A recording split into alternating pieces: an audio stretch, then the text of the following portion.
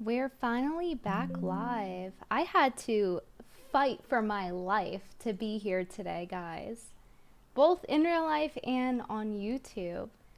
There were so many times this week where things happen and I wanted to stream about it and I couldn't. So I was left with basically just Twitter and Instagram as outlets, but I'm happy to be here. And I want to thank everyone who helped, everyone who tweeted YouTube. I really think that's what helped, was everyone, including other YouTubers who also had influence, backing me up. So thank you to everyone who helped that. It's been like 3 weeks, but you know, better late than never. It's basically what I say every single stream when I'm like half an hour late. It's like, that's what it takes for me to be on time this time. I have to be here every second I can get. But today I wanted to talk about the Just Pearly Things video I made, and a lot of new details that came out that I went over it a little bit on Simcast last night with Cucy and Nina and friends. Sorry, I don't have that great of a memory to list like 10 different people, but yeah, Simcast crew last night. And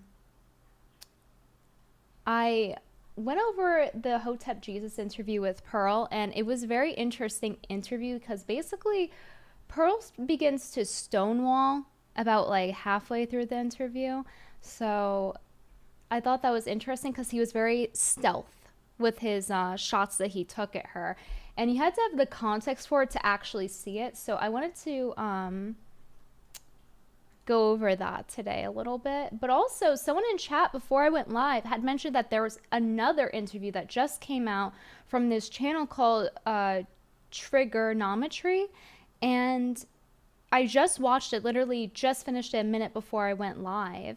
And there was actually a few interesting moments that I wanted to bring up from that stream as well. I did forget to timestamp one of the things from it, but I'm sure I'll find it. It was either like 14 minutes in or something. Let me write it down and we'll like try to find it.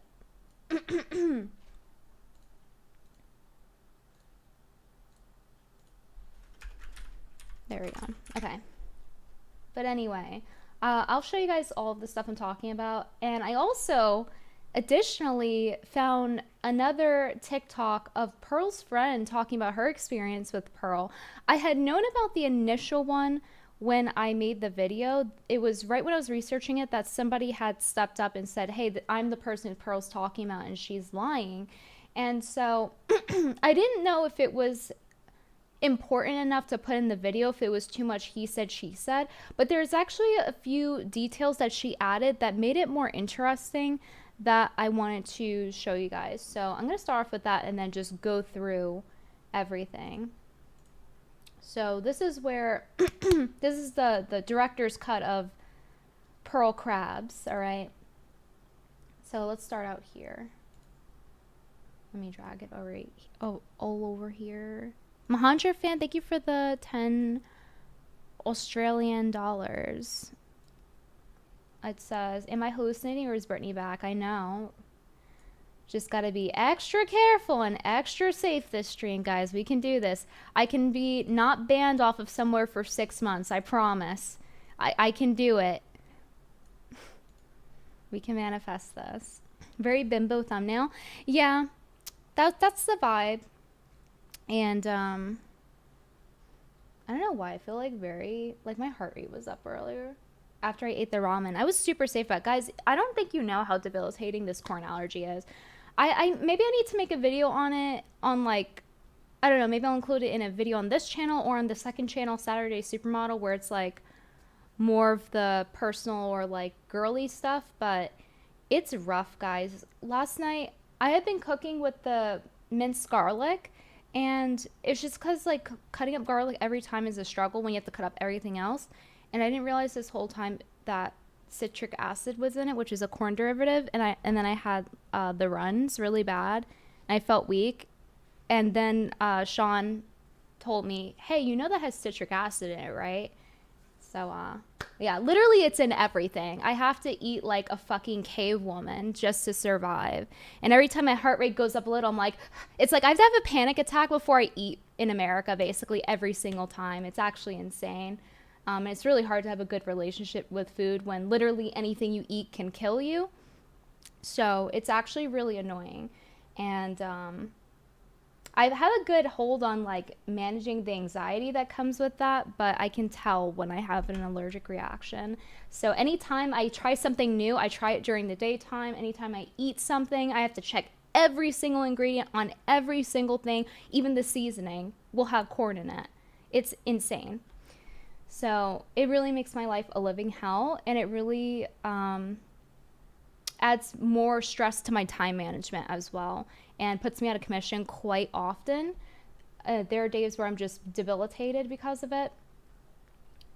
So, Will 499 super chat, the degenerate boxing fan Lynch. Haven't seen you in a while. Hope you're doing well. Keep doing what you're doing. I'm well sometimes. Benadryl's your best friend. Yeah, it is. And let me tell you guys, it's so hard to find like they literally force you to eat poison, it seems like, because not only the corn thing is it not good for you anyway, like basically I'm allergic to processed food, but not only that, they add this thing called titanium dioxide, I think it's called. It's to make the pills white, and it's completely unnecessary. It's a completely just aesthetic thing. And it's banned in Europe because it's unhealthy, but here they just allow it, along with these unhealthy dyes like red 40 or whatever it's called, and yellow 20 or whatever, red 20. I've read the numbers, but they're popular dyes that are used in a lot of pre-made things or processed foods. And I rely on allergy medication. I have to take it every day. I have severe allergies. I have severe immunity issues. I have a lot of allergies. I have to take it every day because there's things in the air that I'm allergic to, like dust and other things I don't want to go into, because I don't want people to be able to like unalive me and then be like oopsie. But I take it every day, and even then it doesn't prevent it 100%. And these allergy medications have that dye in it, the titanium dioxide or whatever it's called, and it's insane. It's in all of them. I had to sit here and search through Amazon just to find a gel form, which I normally take anyway, because a lot of capsules have corn on it. If it's like a coated capsule, I can't take those. So it affects my entire life, this corn allergy. It's like probably one of the worst allergies, probably top 3 to have in America at least. And I'm forced to eat unhealthy things that they're putting in the medicine because I need it. So or else I have to hunt for gel versions, which are more expensive and harder to find.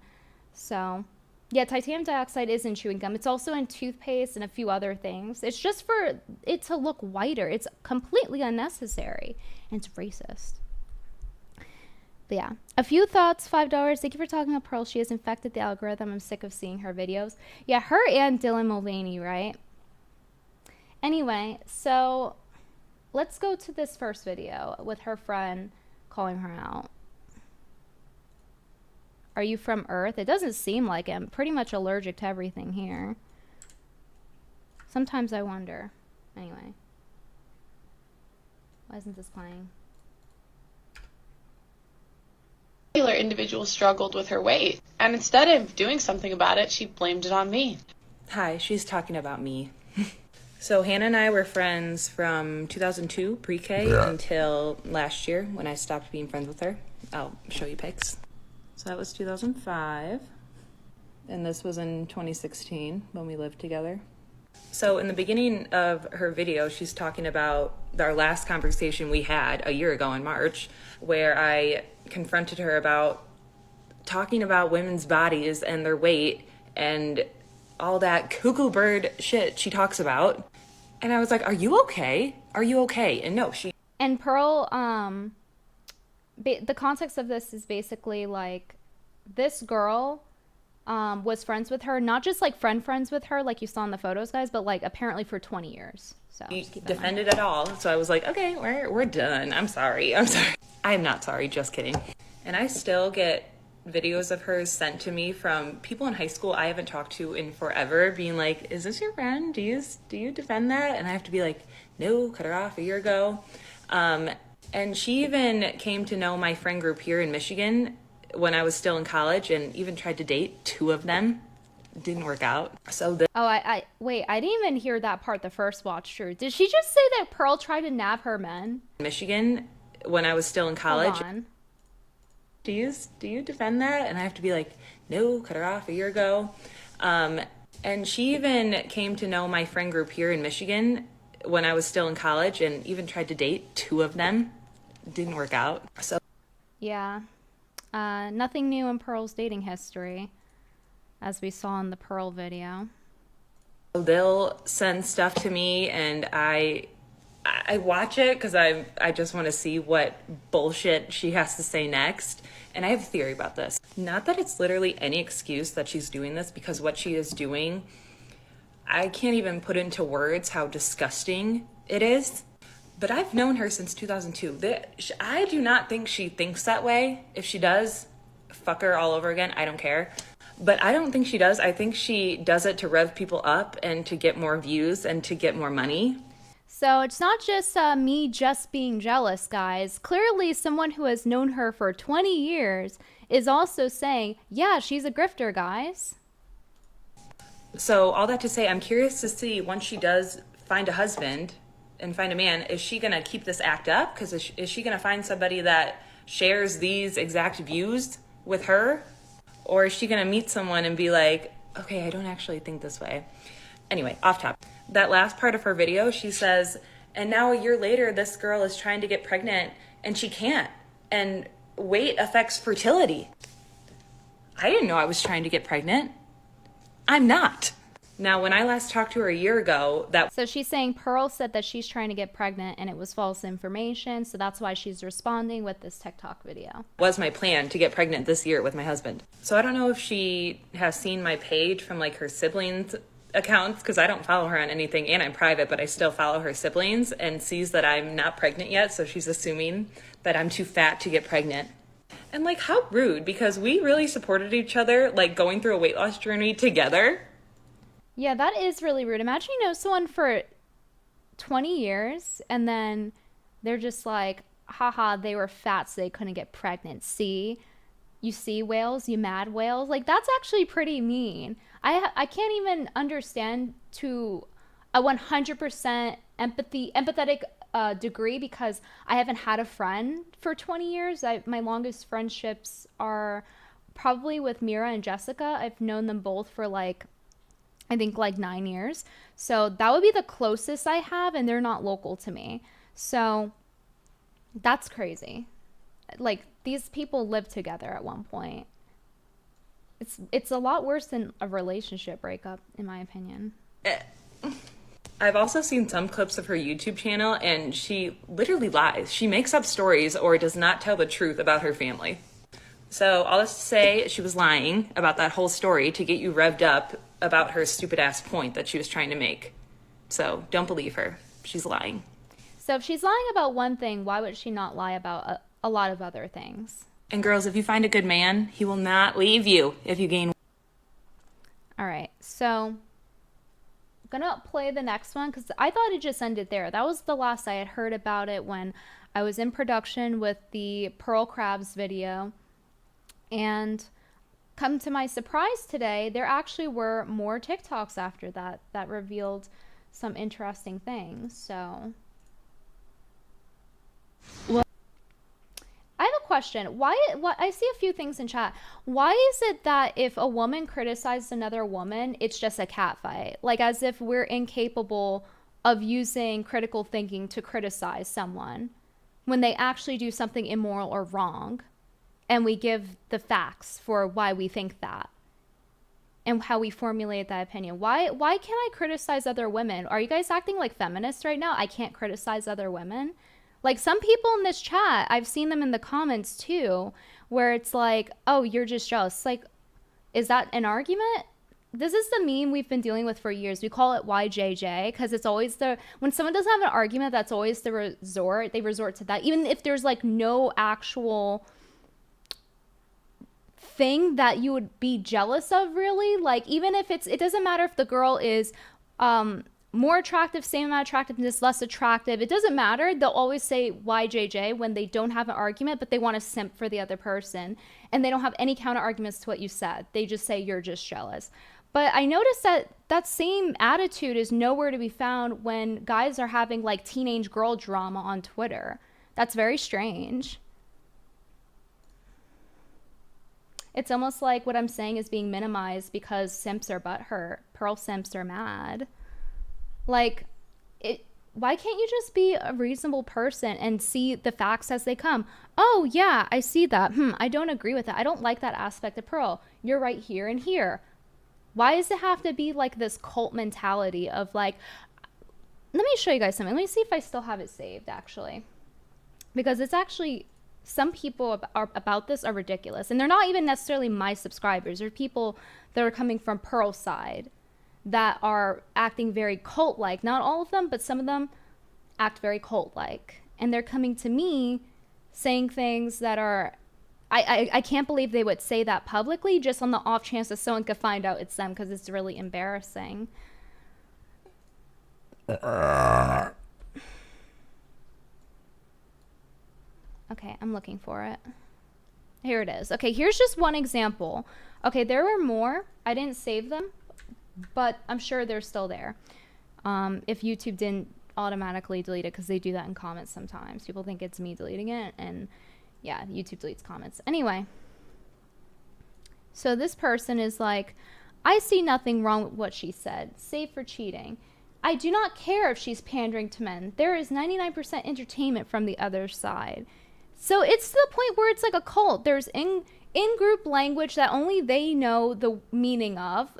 They will defend her no matter what. She can do no wrong. Even if you catch her red-handed, they literally just say they don't care if she's pandering to them and that it's all fake because she says the things that they like. That's what's crazy to me.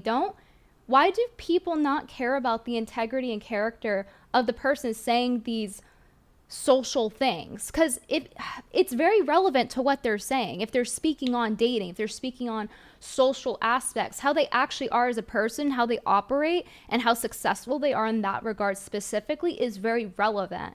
So I don't understand how they can just dust that under the rug and be like, actually, I don't care if she's grifting. I don't care.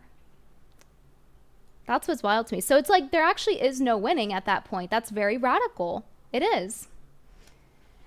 Morgan Casterline, thank you for the $50 super chat. Allergies suck. I hope this helps a bit. Yeah, you know what sucks about allergies, by the way? The food's a lot more expensive, so that's also a pain in my ass. So I do appreciate it, Morgan. Thank you for my my crippled reparations, I guess. It really is crippling. Like, yes, I can move around, but like sometimes I actually can't from the food if I eat the wrong food. Generally speaking, I can't eat out. Like I get nothing from going out to eat. I'm not drinking. I can't eat anything on the menu usually because it either has corn or shellfish. They're cooking the same thing. So it's like I just cook from home. It's most of the time it's just like stay at home and cook. If it's like a going out thing, it has to be like a going out thing not involving food. Thankfully, recently Sean gave me a I posted on Instagram. It was really funny. I wish we were streaming it when we did this, guys. It was so funny. We played Tomb Raider on the oh my god, I forgot the word for it. Dreamcast. I didn't grow up with one. I was too poor. Also, it came out like slightly out of my generation. But I played the Dreamcast for the first time, basically, or like second time, because I played Echo before on his. But Sean got me one that had Hello Kitty on it, and it has a pink glowing LED light. Like, he had it modded to have an HDMI port and HDMI card and pink LED light, and it was already like a Hello Kitty edition. It's like super uncommon, and I thought that was such a cool gift. And then I played Jet Set Grind. You guys know how I love the Jet Set Radio OST, and I used to play it all the time on stream, even though I'd never played the game. But I knew I would vibe with that game based on the OST, and I did. It's really fun. I can't wait to play more of it. But Sean's busy working on his video, so we're doing our own thing right now. But I've been playing it at his house because he has like better setup. Sean is Think Before You Sleep. I'm sorry his audience doesn't know his name by now. But anyway. Marcus Henry 999 super chat. It's similar to the Liza Blue situation. People see you, don't let go of shit in that situation is justified because of what happened to you, but you made your video, leave it at that. Oh, sorry, Marcus. I'll never add on the extra things that I found in my research. I couldn't include the video. I won't ever talk about Pearl again. I won't do a follow-up, nothing. Even when new relevant information comes out that adds on to my points from the video, which the bigger point of the video was, hey, this person is influencing people to do immoral and bad things and it's going to affect our culture. But yeah, who gives a fuck about that? I'm just jealous. Seems to be some people's conclusion. And also another, really quick, another thing that I did not like in the comments was someone was saying that I took Pearl out of context. I was like, bitch, I don't research someone for 3 weeks straight, going on goddamn 18, 20-hour shifts, okay, skipping out on sleep to research this godforsaken Pearl Crabs video to take someone out of context. If I wanted to take someone out of context, it would take 2 days to make the video. Thank you very much. Goldwings, $5 super chat. You are gorgeous. Thank you. Hector G, $5 super chat. Tate brothers on house arrest. Do you still think they're guilty? It's not a matter of thinking they're guilty or not. I mean, Andrew Tate explained on his website, if you check the archive of it, that how he got the girls, and he literally described the method of trafficking, which was basically luring them in to make them do things that they don't normally do, and to have sex with them with the intent to try to make them go on camera, and also like cam girls, and then also feed them alcohol to make them go on camera when they wouldn't have otherwise. He purposely manipulated girls to sell themselves on camera and essentially ruin their lives, right? We all know that a lot of men who are ideal men that women would want don't want a girl who's been a cam girl. We know that. So that's pretty damaging. So we don't know how many girls that happened to, but he did describe his method of doing that on his website, and he was bragging about it. So I don't understand what's to dispute there. He said that he did it out of his own mouth. He typed that website now. And also with, I already did streams about Andrew Tate and his brother Tristan Tate. You guys can go watch them if you want more details on my opinion on that. But basically, Tristan Tate also was very scummy, was like training his followers on how to de-virginize women, and then pump and dump them. So imagine that's your daughter. Very scummy behavior, but that's not trafficking. I'm saying what Andrew did. But they're in business together, so. Spectral Citizen, member for 59 months. Best Dreamcast was nice. Into the Dreams, look it up, was fun. I never heard of that. Maybe Sean has. I also want to play this one alien game on Dreamcast. Okay, really quick. Marcus Henry 999. I'm not saying you're jealous. It comes off as drama when you want to keep going. You see what I mean? I'm just playing devil's advocate. Why people get tired of this stuff. I mean, there is a greater reason to it. I think I'm allowed to discuss things, and I think there's a good reason, and it's not just drama. If you want to say some of it is drama in a way, sure, but I think that I present a lot of receipts for it to be minimized to just drama. Monkeyhead 15, a member for 10 months. PS1 gang. I had to share with my cousin for PS1. Kingdom Hearts. I didn't really have my own. I had PS2 though. I loved PS2. Alright, continuing. Wait, why can't I hear? This thing is so buggy. TikTok's website version. Well, and it's so sad because we had such a fun little friendship. We lived together for an entire summer. Look at that little Hannah banana. We would go camp in the middle of nowhere. And look how kind she was before. I look so good here. I do not look like that anymore. We would rollerblade to the bars and then put our rollerblades in a bush and get them when we were done and roll. Okay, so there was a theory about this in the comments. I'm kind of curious if anyone here catches on to it or not. Rollerblade back home completely drunk. And I got married in October of 2020. Rare photo, Pearl with makeup on. See, she can look decent. Like she would actually get what she wants if she actually put in the effort. I'm sure nobody feels like putting on a full face of makeup every day. Even I don't do that for stream, but you know, some elements of this. 2021 and stopped being friends with her March 2022, so she's in all of my photos. Someone in chat guessed it. Yeah, lesbian. A lot of people in the comments were saying that they think that Pearl's a lesbian, and that's why she turned on the friend.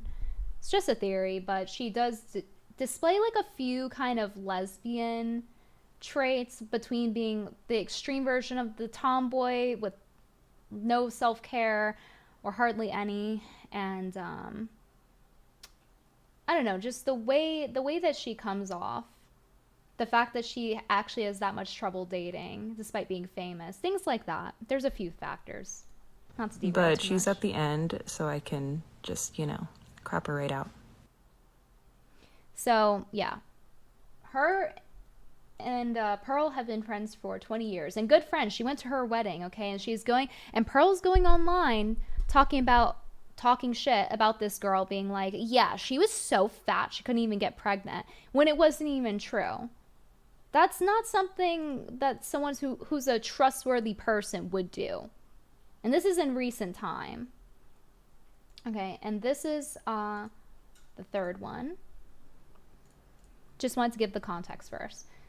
And good news, everyone. When people they'll make an assumption. They'll have a little piece of information and then make a roundabout assumption. And quite frankly, she finally brushed her hair. These people are crazy. Guys, I totally agree with Pearly on this. Because once I had a friend who I told my husband and I were going to be trying to have kids in 2023. And then she turned out to be like really crazy. So I stopped being friends with her.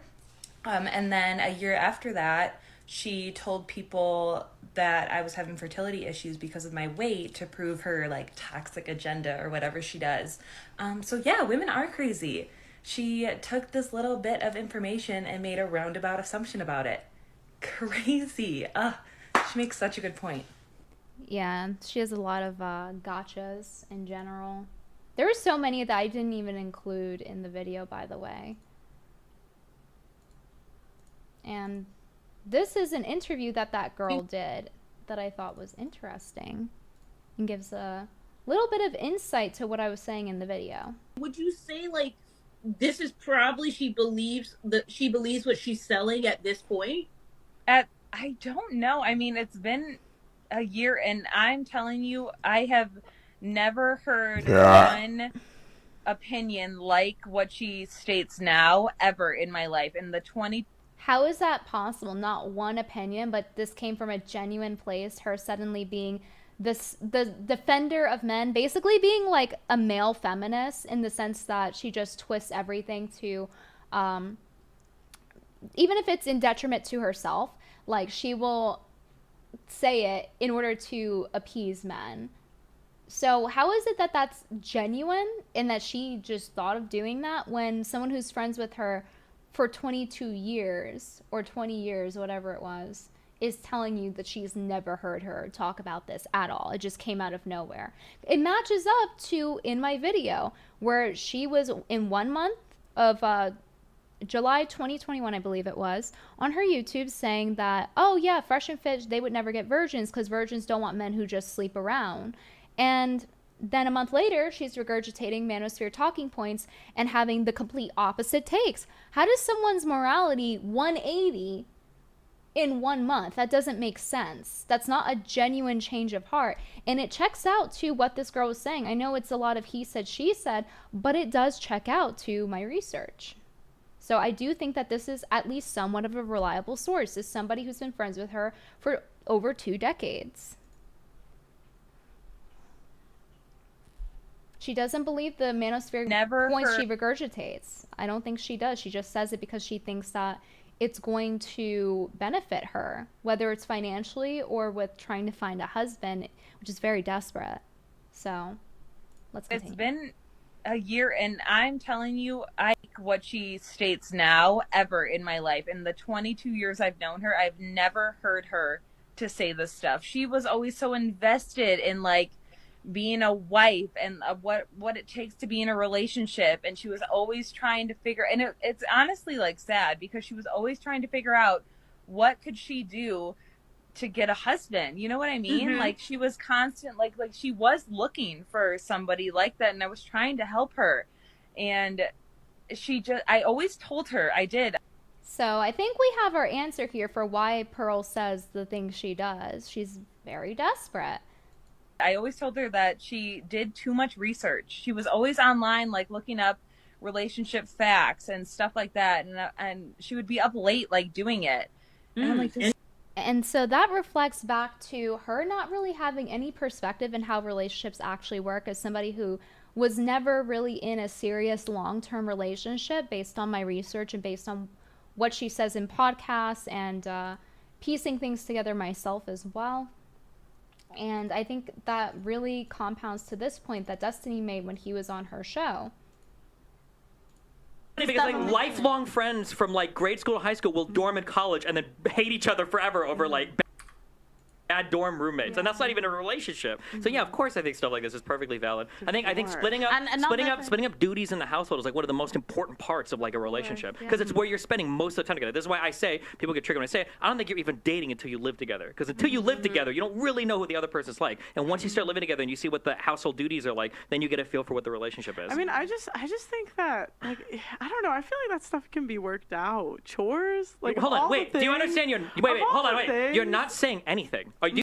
So she just doesn't understand how big of a deal that is, because she's never had to deal with it. She's never had to live with a boyfriend long term. She had the Wanya guy, I believe, stay at her house for a month based on all the puzzle pieces that I put together in the video. But this was at her parents' place, 10-bedroom mansion, and he had his own room. So she doesn't actually understand the real world consequences of living with another person and what that entails and how difficult it can be, especially when it's someone you're in a relationship with. She doesn't have perspective. She's 26 and is less qualified than most 26-year-olds to give out dating advice. You do this intentionally? Where you're like, I don't know about that. I'm telling you that. I mean, you're giving your opinion. I'm giving. I'm not giving an opinion. I'm saying that in a household, this is not an opinion. I'm putting this forward as fact. In a house, delineation of chores is one of the most important things. That if somebody's constantly destroying the bathroom, leaving clothes everywhere, leaving dirty food in the sink, they can't clean their dishes or whatever. Like, these things will destroy anything over time. Yeah, but that's what she said. She said, "I'm sure we can work it out." That's obviously can't, because they're not, though. They're not working it out. Bro, then maybe these women that are making all this money, that, you know, they're making so much money. Yeah, so basically, she doesn't understand, wait, how can a relationship not work out when it's just chores? It's like, because that's not how relationships work. Relationships break up all the time, even over dumber things. Chores can actually affect your life and your lifestyle. You're having to live with a person for the rest of your life. So she just is so terribly underqualified to give any advice to people. Especially, I don't even know what's worse, her giving advice to women or to men. I don't know what's worse. Let me know what you guys think. Really quick before we continue this, coffee $10. Can you make a video or channel recommending how to do makeup or wear cute feminine clothing? I do have a second channel. It's called Saturday Supermodel. I haven't posted on there in a while since the Eliza Blue stuff, but I can again. I was surprised to see so many people interested in them and asking about this. I was like, I did have a second channel. You guys didn't watch. So I could post on there and make more content. I just didn't think that there was much interest for it. It is a hobby of mine. It's something I've studied a long time, but I have mostly male audience. Marcus Henry. Oh yeah, I read that one. Okay, cool. Let's read. Stop. Yeah, just stop doing that. Like, let's just naturally look for a man. Like, you don't need... Pearl, stop being autistic. Let's just naturally look for a man. You don't have to look up the statistics that are 20 years old on men. We can just find you a man. She's so obsessed with data. You don't need 20-year-old data. Yeah.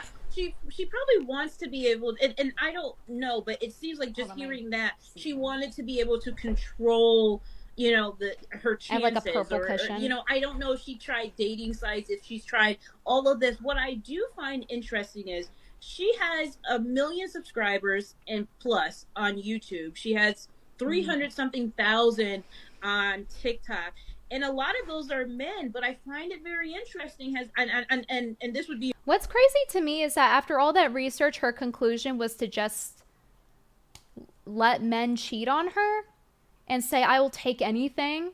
Like, that was your conclusion after the hours of like Googling how to find a husband? You can definitely do some research on it. There's actually books for that, but to have that as a conclusion after all that hard work, that's just sad. more of a question for her, but in just a statement. But girl, how come you're not dating any one of them? I would assume that any one of them, as much as you've been spilling the tea on how to be a wife and giving it up and all of this stuff, that one of them would say, you know what, Pearl, that's the one. I'm surprised. Yeah, and it is strange considering that you're famous and then you still can't like famous, but like famous enough. She has a large pool of people who know her that are male and single. For her to have such a bad time with dating for so long. Like everyone at some point, I'm sure you're in your adulthood and you're single, for most people at least. But in her case, at 26, it's just been, her entire history is horrible. And she doesn't have much distance from it either in terms of time or how long ago it was, or like a new relationship to for her to compare and contrast to either. Just no qualifications on her end at all. No credentials from Pearl. No one has said that. Not really. I know. And she was also very picky with her men too. She was insanely picky. And I always told her that. And That's I know surprising that she's picky, according to her bestie of 22 years. Meanwhile, now her standards are on the floor. Maybe that's how she got to that conclusion. It's very interesting. And the person in the interviewing the friend, she's saying that, well, Pearl's talking about chastity. And like I said in my video, like, she literally tried to partake in hookup culture and then failed to. So, is she really? Like, what's the intention there? Like, let's not just look at the numbers. Let's look at the intention, too.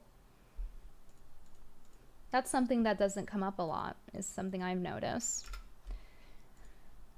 So, the next thing I wanted to show you guys was the thing with Hotep Jesus interviewing Pearl, which was one of the most awkward interviews I've seen in a long time. And it was entertaining to watch, but you need the context for that. So Sarah Garvey is a YouTuber.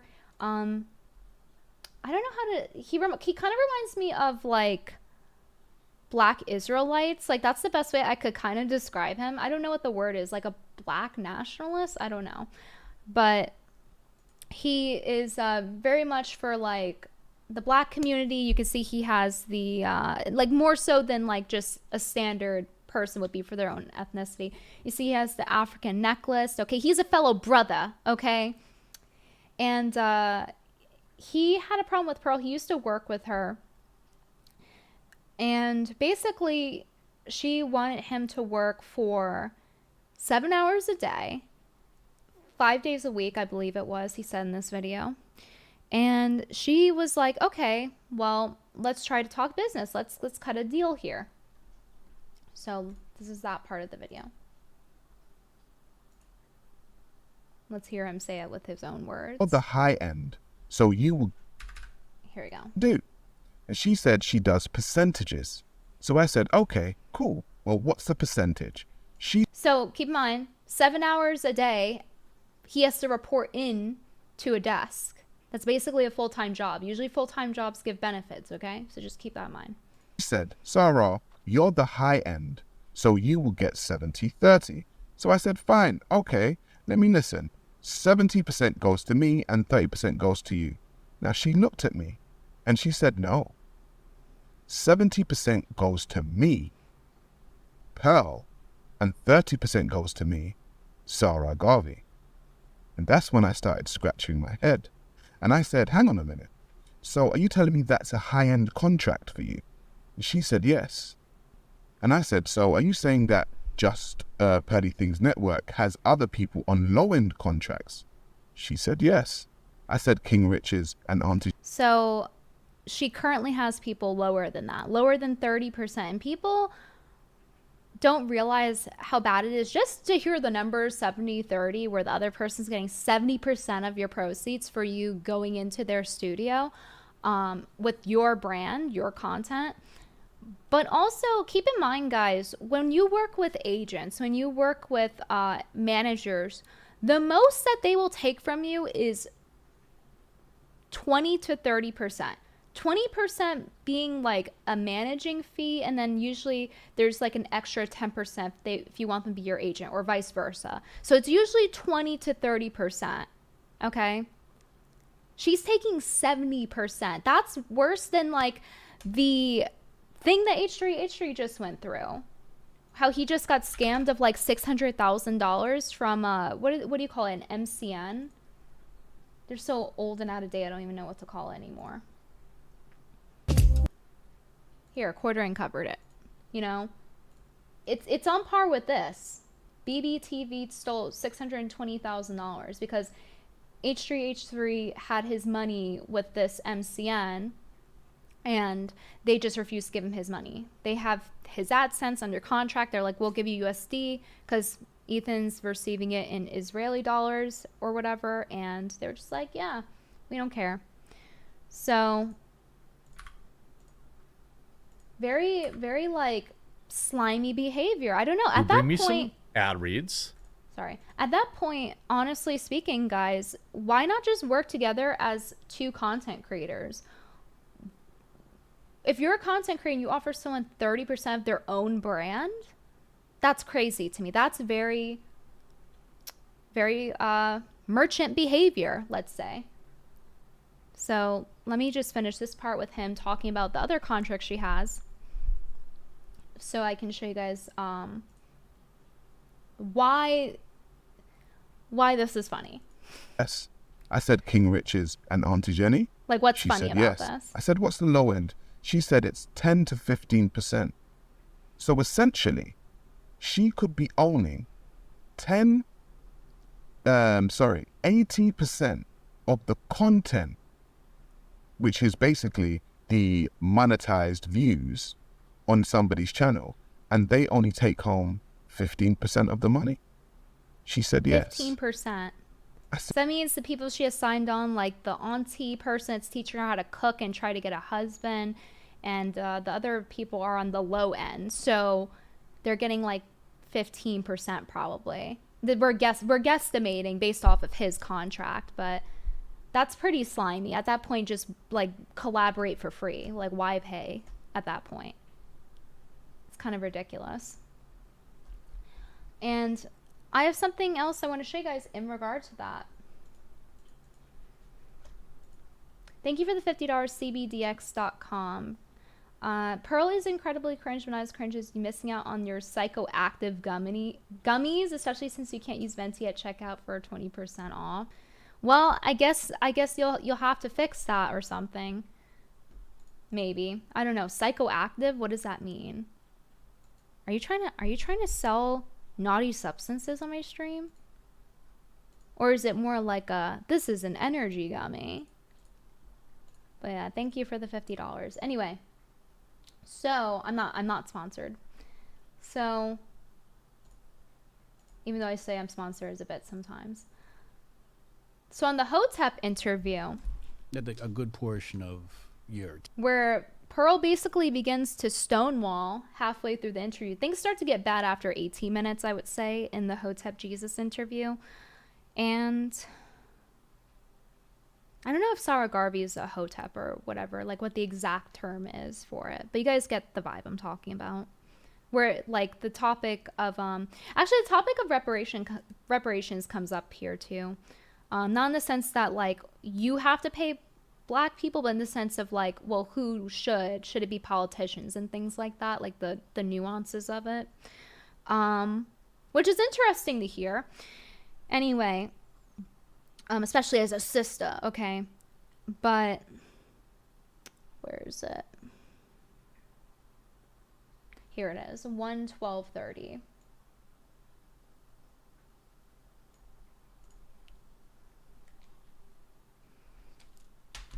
Like if you see the algorithm, you know, it's like, hey, it's going this way, right? Like when you're talking about the TikTok strategy, you kind of see what's working, what's not, and then what hits, you know, you're like, all right, that's a lane right there. I'm going to hit that lane, right? So whether it's TikTok's doing, you know, quizzes or you're doing a house tour, you know, if you find a lane, you know, you're going to grind it out. But I think it's in the content creation sphere, because that's what all these things surround, is content creation. You're building the content house, right? You have the studio. What's the studio called? See how she's just stonewalling him? That's where it begins, I think, with the stonewalling. Like, where it gets really intense. It progressively just gets worse through the interview. Hold on, I'm trying to find the timestamp. We played it on Simcast last night. Well, I think you're going to... And I'm not really a money... Here it is. Okay. You're going to find this interesting. What I'm interested in. I'm not really a money motivated person, to be honest. To be honest, yeah, she's being really honest right now, that Pearl is not a money motivated person after she proposes that a content creator gives her 70% of their brand on the high end. And he's supposed to feel special for this, okay?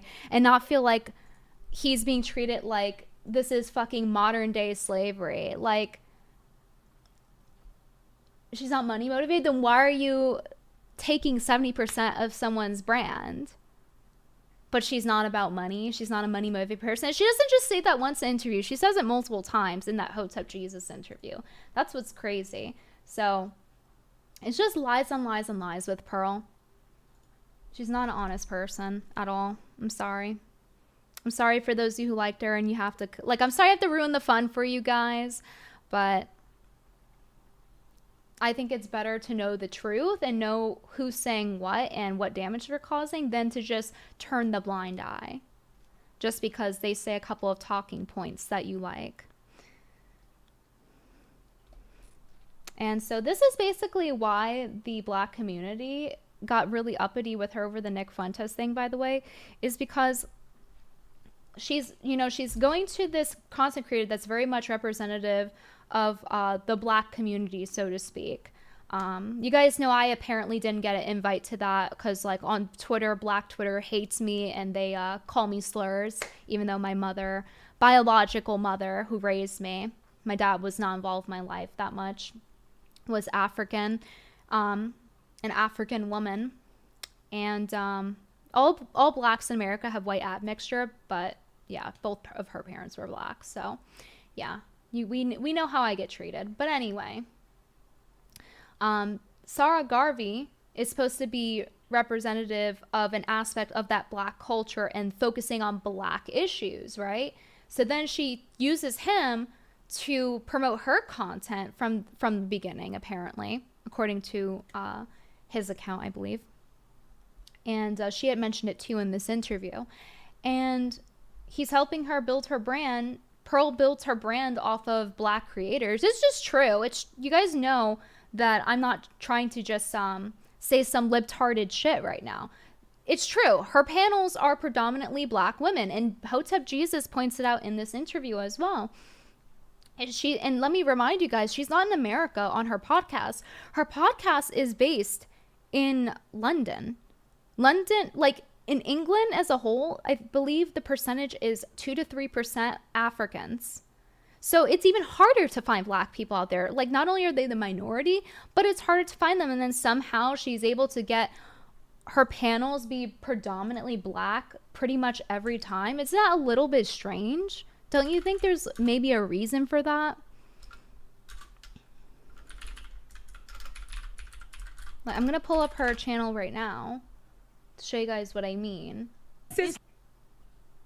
Okay, so, like, I swear to God, like, every panel, it's like, there are some exceptions. Like, she'll occasionally have, like, one white person or one or two Hispanic people, but it's an overwhelming majority of her panels that I see that are of, like, brown women and brown men. See, like on this panel, she has a white guy. This is a rarity, okay? Of all the content I've watched, it's a rarity.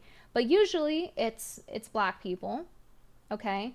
And it's not just that her panels are predominantly black, but also she's underpaying some of them. You know, as we saw, 15% is on the low end, and she has some black people signed on to her, apparently, or allegedly. From what we see, Auntie signed on, right? And all of her producers and staff members, it seems like, or a majority of them, are black. They're African. So she's building her entire platform off of black people. Okay, whether it's her staff, her audience, I don't know for a fact for her audience, but she does seem to be having black people on for some reason, okay? When there's such a low percent of the population in England, okay? Her entire brand is off black people. She was inspired from black people. She was inspired from Kevin Samuels and Fresh and Fit. She admits this. She's talked about this time and time again, to the point where she's just directly copying them and emulating them. Okay, this is a thumbnail from one of her older videos. I got banned from TikTok trying to be on Fresh and Fit. This is back when she probably had like a couple of thousand subscribers based on the view count here. Okay, from a year ago. And again, it was only 1 month apart of her dogging on Fresh and Fit, saying, you know, girls, and it's not like it's not true, but girls would never, who are virgins, would never sleep with you, because why would they want a guy who's just sleeping around, especially if it's for religious reasons? So she 180'd her whole morality, her whole moral compass was just 180'd, and then she started saying manosphere talking points, which I went over in the video. So she's not above doing things just for the sake of grifting. She's not above doing things just for the sake of getting money or attention, but yet she's saying that she's not a money motivated person.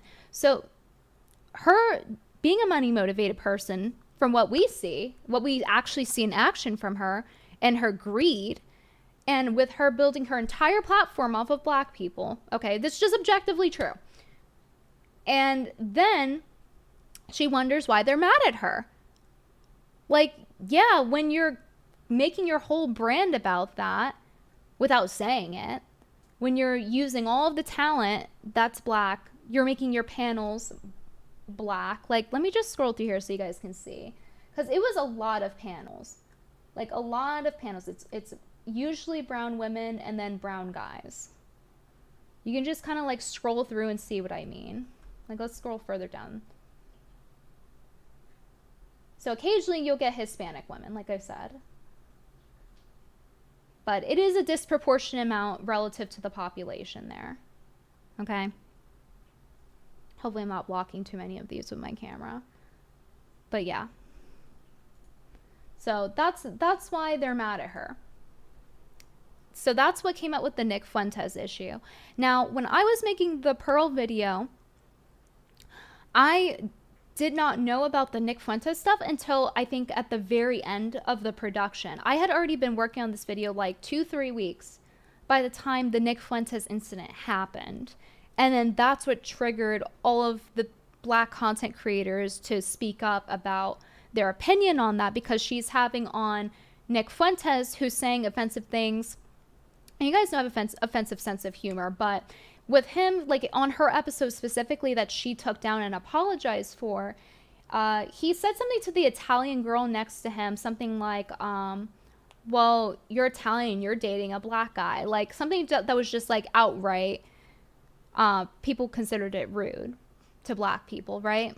And they considered it racist. Now, when she built her entire platform off of black people, and then they were talking about things like sensitive topics like slavery, and she was saying about how some slaves were actually treated well and things like that, something along those lines. I didn't get to watch the full interview before she took it down. I saw it was there, and I was going to watch it, and then she took it down. So, yeah, that's basically what led to the current catastrophe between Pearl and a lot of black content creators. I'm just recapping what happened. Like I said, I don't have a problem with offensive jokes. You guys know, like, I joke about the N-word all the time. That's not really what my point is here. My point is that in her case, where her entire brand is off of black people, and then She has nobody to push back on their points, is what they were saying. It's like, I can see their point. I can see why they're mad. I'm not saying that I'm going to be ultra triggered and upset at the N-word suddenly and do a 180 in my personality. But I'm just trying to explain to you guys why they're upset in a, like the TLDR of it. So you guys have context for the next thing that I want to show you guys. So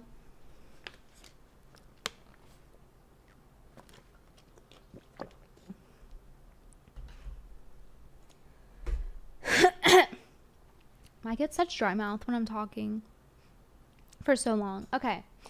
So there was another interview I wanted to go over from Trigonometry. And I don't know much about this channel. I just get the impression from their introduction that they're kind of more lefty, but they like to talk to people who are more controversial to have an open dialogue of some kind. But they didn't want Nick Fuentes on because they said that it was too extreme for them because they would just be arguing for a few hours. You guys can think of that what you want. I'm just recapping. I'm just summarizing what I know of them. And she said some interesting things there as well. So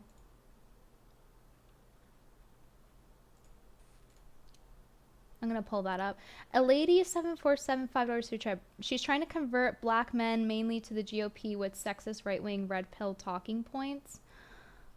You know, she did start saying that women shouldn't vote. You know, that was always like kind of like a, like people would say that as a joke to just be like very edgy. And now she's like unironically saying it. And like I get where she's like, oh, well, her argument is basically like, oh, it's a replacement for violence. And I understand the argument, but do you really want men to vote on, exclusively men to vote on the issues that specifically involve things like, that are specific to women and female biology? I don't know. I don't know about that one. I don't think that sounds like a great idea. But we already have the right to vote, like she said. But she mentions that in the Trigonometry video. I don't know, guys. Let me put it like this. There was a huge lack of science when it comes to women because they're very hard to study because of their period. So they actually mostly used men to study any sort of ailments or differences in the brain, things like that. And it resulted in a lot of women not getting diagnosed, for example, autism. And it's a major thing. So I actually do think that women should be involved when it comes to things involving female biology and dictating like what's allowed for a study. Like, is it fair if only men are getting studied when you're putting 50% of the population in jeopardy? I think that's worth talking about. And it's an actual issue.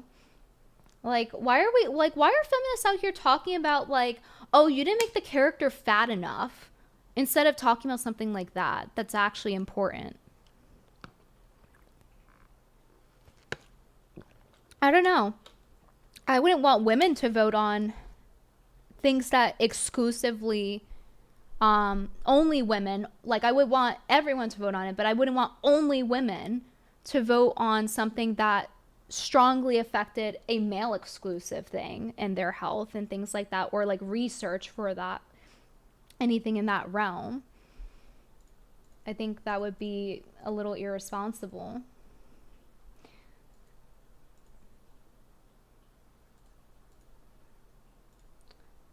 Pulling up the video, 1 second. So, okay, there's a couple more things that I have to go through first before we play the Trigonometry video. There's a lot of things I didn't include in the video because the video would have been too long. But this is one of the things I thought was worth mentioning. This is the right one. Yeah. So this one. Not leaving because of sex, leaving because of financial reasons that we said. So it's not about, I think sex is insignificant. Okay, did you know one of the number one indicators of divorce is the woman out earning the man? I can see that, yeah. But it goes back to because the woman, one of the reasons is because the woman is around all these men that she wants. But then if we're So I had mentioned in the video that Pearl had spoken about how she basically blames women for divorce because they initiate it more, and because they out earn men and therefore it causes divorce. And I go more into depth in the video how she frames things is very much like a male feminist does. And I wanted to play this on stream to point out something that I didn't get to in the video, which is that there's other reasons why a woman out earning a man might cause a divorce, other than her just being around higher value guys, is the terminology, right? It could be that the guy doesn't like it because he feels insecure too. And everyone acknowledges this. Like most women do like when guys are like bigger and richer than them and smarter and things like that. So for her to be like, oh, actually it's because they're around like really attractive other guys. Why is she victimizing men in that regard? Like, oh my God, the women are around better men, so how dare they leave? But it's really interesting when it's about men, when it's the other way around, suddenly it's this instead. But it's just, you can't hate the players, you hate the game. Of course they're... So, you know, that's what she would say if it were the other way around. Oh, there's hotter, younger women willing to take care of you better, and he leaves you. Can't hate the player, hate the game. That's what she would say. But when it's women, it's, oh my God, these evil wenches. How dare they pick who's better and leave the guy? It's like, but you know she wouldn't say the same thing the other way around. It's like, if we were playing the same game of like, men can cheat because they make more, well, couldn't you say the same thing the other way around with women? Like, oh, I had to sleep with the strongest guy. Sorry, it's just my biology. I still love you, but it's just my biology. I saw a TikTok of a girl saying that, and it proves the point. It's like, you see how dumb that sounds? Sorry, babe. I have to go sleep with the tallest Chad. Sorry, he's just stronger than you, has more resources. It's just biology. But it wouldn't be given the pass. So it's very one-sided with Pearl. And it's interesting after seeing that in this interview, how they approach her with this statement here. Pandering towards women. We don't do that on my channel. Let me rewind it a little bit. Talk about a lot of men's issues. So I feel like most media today is catered towards women, pandering towards women. We don't do that on my channel. You don't pander to women? No, we're not about that. And you pander to men? Not pander. Look, I say things that are true. Okay. Listen, I don't pander to men. She would never. Okay? She would never. I love how they reframe that though, like, cause she's like so hard, like, yeah, I would never pander to women, but you're pandering to men then. I wouldn't say that, She clearly is though. As we went over this entire stream, as I went over in the Pearl interview, it's very much one-sided. Anytime if a guy goes through something, she's victimizing them and then blaming the woman. And then when it's the other way around, she never gives an inch. So very interesting for her whole shtick of women should have accountability, but then makes sure men never, ever, ever have accountability. Or at least from what I've seen. Maybe there is some content out there where she, like, the one time held men accountable or something, but I've watched a lot of her content. Like, hours and hours and hours. Like, days of content. And I haven't seen her do that. So that brings me to this interview, though. That clip was from the Trigonometry video, and there was actually some interesting things here. So let me pull this out so we can watch together. I'm just going to skip around on the relevant timestamps because it's an hour long, so I'm going to save you guys some of the filler time. They would hit first. Oh, wow. Yeah, and they didn't talk about that. They would talk. So that's what I meant as I was talking about how, like, women will play the victims when they started it. Like, you can't hit a guy. underage. Where it Yeah, was. It was somewhere between 10 and 14 minutes for the first one. This is the only one I didn't get to write down, so we're just gonna sit here for a second. I would say I'm like more conservative, but like no, it's just what I see in front of me. Like to be honest. You're not that's the sense I get from you. You're not ideological. You just go, that's stupid, that doesn't work, etc. Right? That's my take on it. That's my sense of you. Yeah. Yeah. Yeah. Okay. Sorry, I thought you were going to say something else there. No. How have you found the experience of like just bringing in? Because do you just grab people off the street? Oh gosh. Oh, that's hell. Recruiting is hell. Yeah. Basically, a year ago, I started with like my teammates, but. So she recruits them off of Instagram. What she says there. Public eye. How does that go when you get a bunch of random people and you start dropping your truth bombs? Sometimes well, sometimes not well. Okay. But let's give some examples. Like, what do you mean by that? Is it it's like okay. So when I started doing the show, girls would come forward and they would say like, I was abused, right? Okay. And my first response as like a person is I believe I have to right? listen And to I things think 2 times you have empathy, speed. right? But then you find out that they didn't press any charges against the guy. So you're coming on a platform and you're saying I was afraid to press charges, but you're not afraid to talk on my show. And this has happened multiple times. So people know who her ex is to get hit back. That's interesting. Why do you say that? Because look, so from my own background, I was raised, whatever happens, whatever you do, you never lay hands on a woman. You just never do that. Whatever happens, you absolutely never do that. Yeah, I mean, I think they tell men that because they cater to women. If you hit someone, expect to get hit back. Well, hold on, mate. Like, why is she exempt from any responsibility? Like, okay, if you go up to Dwayne "The Rock" Johnson and you punch him in the face, is anyone going to feel bad when you get hit back? No. And he knocks your brains out? Like, why do we have that? Men don't have a cop-out for that. But if a woman hits a man who's stronger than him, there's always a cop-out. Then she's the... Agreeable. Nobody should be hitting anyone, but her take on this is interesting. She you'll see. Victim. Oh, never hit a, no offense, but never hit a woman, blah, blah, blah. It's like, no, you hit him first. Get out of here. And now we're having cases where men are dying from women, like in Florida, where that OnlyFans model, did you guys hear about that? No. There was an OnlyFans model who killed her boyfriend. And like at first they thought it was like a mutually abusive relationship. Now CCTV footage, I don't know if it's called the same thing there, but. And Veronica would destroy me in a matter of seconds. Mm-hmm. Listen, I just got off of my last YouTube restriction. I don't want some BS claim. Veronica Hardy in the studio with her husband Dan, and Veronica's a UFC fighter, and Veronica First, get out of here. And you punch him. Happens, you absolutely never do that. Yeah, I mean, I think they tell men that because they cater to women. If you hit someone, expect to get hit back. Well, hold on, mate. Like, why is she exempt from any responsibility? Like, okay, if you go up to Dwayne "The Rock" Johnson and you punch him in the face, but if a woman hits a man who's stronger than him, there's always a cop-out. Then she's the victim. Oh, never hit a, no offense, but never hit a woman, blah, blah, blah. It's like, no, you hit him first. Get out of here. And now we're having cases where men are dying from women, like in Florida. Okay, so basically in this whole part, they have to, after this section, basically like pull her teeth on like, wait, Pearls, what about like if the guy hits back and he's like 4 times stronger basically, and he's able to basically knock her out, kill her on him fighting back, don't you think he should like hold back a little bit knowing that they have that power? And they basically have to pull her teeth for her to be like, yeah, I guess they shouldn't absolutely, put them in their grave. It's like, I don't know if that's the necessarily right take. Like, yeah, I agree, nobody should be hitting each other, but Rights equal lefts, baby. I thought it was very strange. I thought it was very strange that they had to pull her teeth for that one. I guess the counter argument to that is if a woman hits me, it's not going to do, with the vast majority of cases, that much damage. Mm-hmm. Now, we had Veronica Hardy in the studio with her husband Dan, and Veronica's a UFC fighter, and Veronica would destroy me in a matter of seconds. Mm-hmm. But the reality is, I can hit harder than the vast majority of women and cause more damage. Yeah, so then it's on the women to not hit the men. Why would you hit someone stronger than you? This is what I was gonna ask you. And this is what I mean. Like, when we look at society, there's always like a bailout.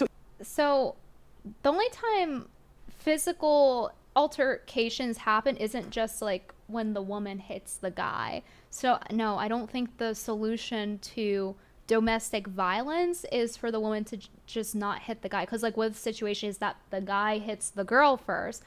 It's like, I just solved domestic violence by telling women to not hit men. It's like, no, that doesn't solve domestic violence. Yeah, they shouldn't hit the men. But I thought that was very strange on her end. So even right there, like you did it. Yeah. And I think there's a lot of like little things that we don't notice in society where it's like, never hit a woman. Why?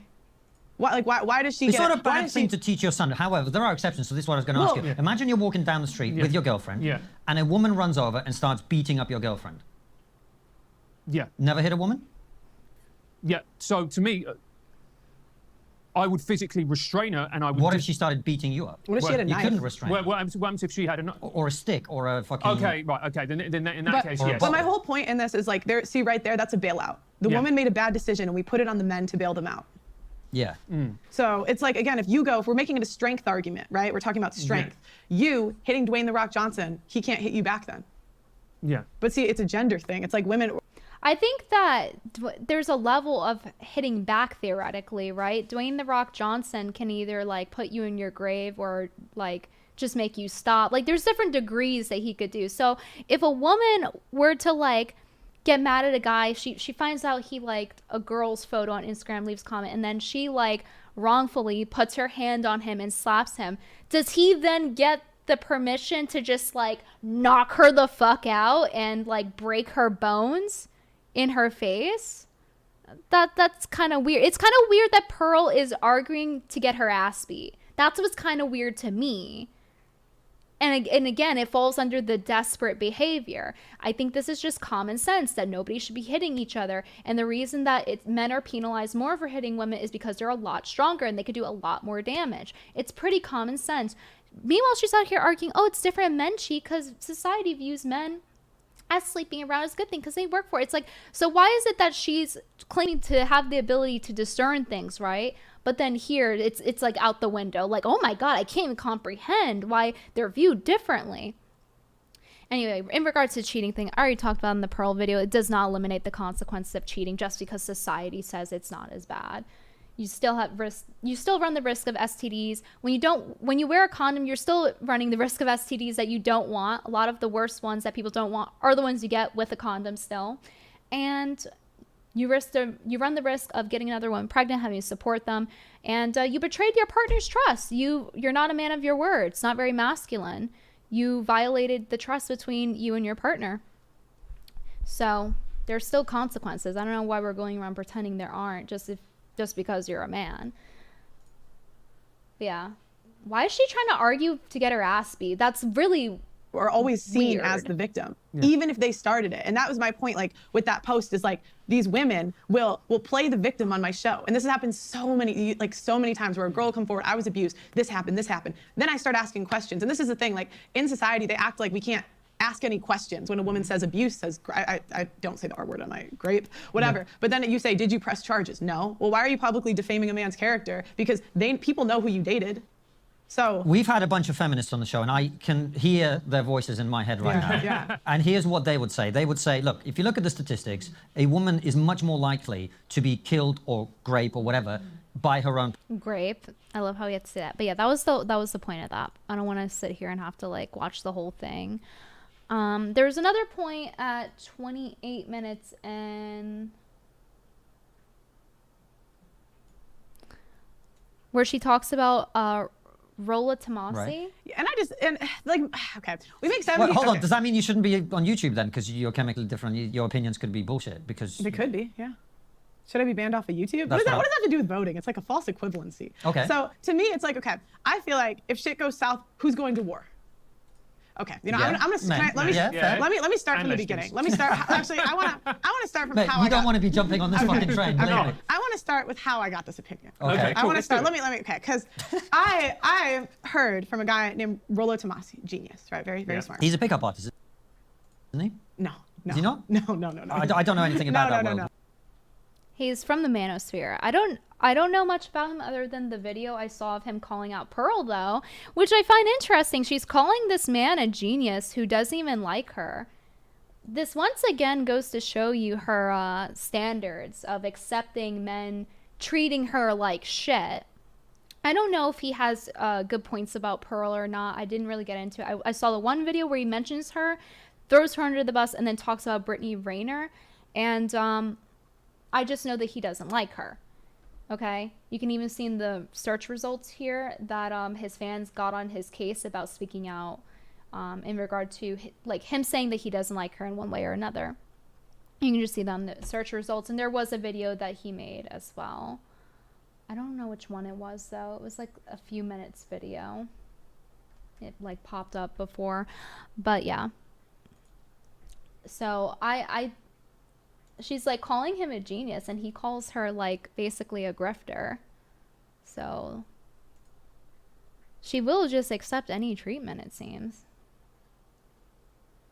The manosphere is meant to be graduated from, not steeped in. I can see that. I can see that. But clearly there's a lot of bad things being taught in it too. Ryan Osiris, as we saw in the Pearl video, Ryan Osiris 49.99 super chat. Any reason we are listening to beta females and zeta boys bish about existence? Yeah, because that's what the internet is about. But yeah, I thought that was interesting. She's like, yeah, he's such a genius. Meanwhile, he doesn't like her. She's like sucking his D. Yes, right, very, very smart. He's a pickup artist, isn't he? No. Is he not? No. I don't know anything about that world. What is he? So, no, he a lot of the stuff in the space of YouTube, he's just like one of the thought leaders, I would say. Okay. But he's not a pickup artist? No. Okay. He's a thought leader. He's a genius. Is he So we should listen to him, right, Pearl? Since he's such a genius and he calls you a grifter, I guess we should listen to him. You know what? Pearl's so right. Italian comedian who's in his 70s and talks about... No, it's not. No, he's not. No. Okay. Sorry, go ahead. So 44 minutes in this interview, Pearl starts to regurgitate a statistic that I had brought up in the video. I just want to point out the date is from 1 day ago. I don't know when they filmed it, but it was definitely after the Nick Fuentes incident because they asked her about it. So this video is pretty recent. Keep that in mind. That's what I'm sick of. Well, no, that's not true. The male what percent? Come on. Like, what you're telling me, there's a whole body positive movement. There's a whole, no, you're telling me it's the same. Like, but this is the other, butt men, like, it's like a pattern that I noticed. And we addressed that in the video too, the butt men thing. It's because she never addressed the other side of the equation, even when it directly involves both sides for it to happen. Because the men whales, they accept their outcomes. They know they're not getting laid. They know they're not doing shit. The women, they whine. I'm just like, stop whining. You chose to be. But doesn't the manosphere have a lot of men who whine about not getting pussy? Like, aren't they complaining about how women are hypergamous? And how women don't want the average guy anymore? Isn't that their whole premise? And she's talking about the feminists whining about being fat. Fat? Yeah. Like, oh, men won't have sex with me because I'm fat. Oh, women won't have sex with me because I'm a broke loser who takes no care of himself. It kind of sounds like two sides of the same coin to me. You know, there's also a double standard in terms of obesity in that, like, for men, it's okay to, like, Also, women are more obese than men. Thank you, in the US anyway. I don't know here, but... You know, take a shot. Every time she says a statistic that's wrong, or she doesn't even bother to check into, despite coming from a very rich family in her 10-bedroom mansion on her daddy's dime, who still supports her for at least 3 months ago from when I last checked, where I got that clip from of her saying, I'm not a brokey. You know, this interview is from a day ago. The Nick Fuentes stuff is like, what, a week old? So this is, what, a week old at max? And she's still going on saying that women weigh more than men, when it's not true. She's trying to make it seem like women are just the overwhelming majority of people who are fat and obese, and it's not true. It's literally not true according to the US government. I went over the statistic and disproved this in my video, but she is still out here doing this. I don't know if she interviewed after, before my video, whatever. Like, my video came out like 4 days ago, I think, and this interview came out 1 day ago, so I don't know. But still, like, she had all that time, even after Destiny corrected her on the statistic not being true as well, a different aspect of it not being true, but nonetheless, that women and men are about the same in fatness in terms of their BMI. And she's still out here saying the same shit that was disproven. That like, she has to know it's a lie at this point. She's just saying it to make the men listening happy. Like, oh yeah, see, women suck. Women are fat. Women are the reason for all my problems. Like, the people who are getting radicalized from her, that's all they hear. They don't have the discernment. And that must be why she's saying it, because what other reason? We know she's a money-motivated person. We know she's a liar, as we saw in the video and from this stream. So why else would you continue to say something that's just not true? And again, assuming she's talking about in the US, we have to always play guessing games because she doesn't say where she gets her data from. She doesn't say what country she's talking about. We always have to play fucking guessing games with her data. Meanwhile, she's very much a data person, right? Always researching. Like, for someone who researches so much, she's not very good at it. Like, I'm someone with very bare minimal experience in doing that, just for the sake of researching on the internet. Like, I didn't go to college. I didn't get a course in training. I had to learn. And how is it that I was able to do a better job than her when this is supposed to be her job in terms of giving statistics for men, to like really hammer it home?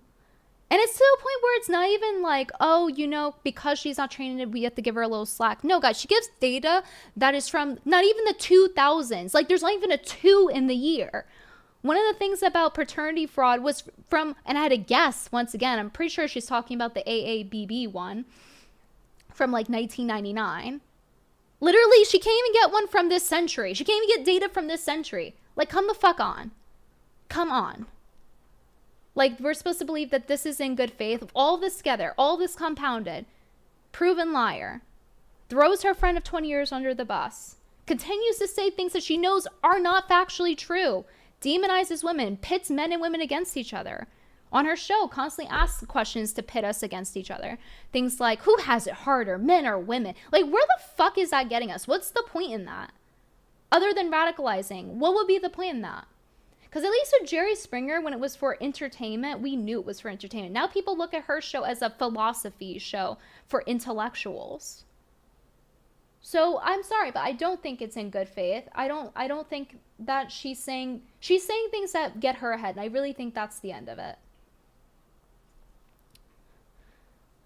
I've seen women are getting fat as twice as rate as men lately.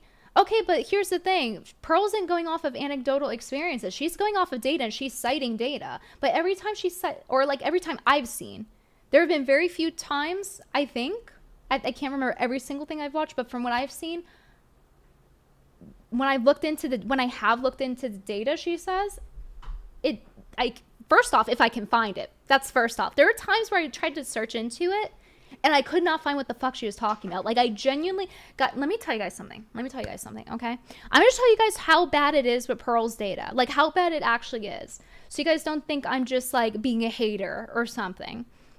Okay? Let's go to this really quick. I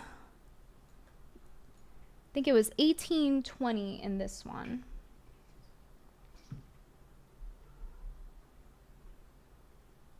I would say 30%. 30%. So it's only 15% of guys. Wow. And now think about it. If how many people said they have an ex over 6 foot? You did. Spooky. You did. All sleeping with the same guys. Huh? Yeah, that's what I mean. Like, women are sleeping with the same guys.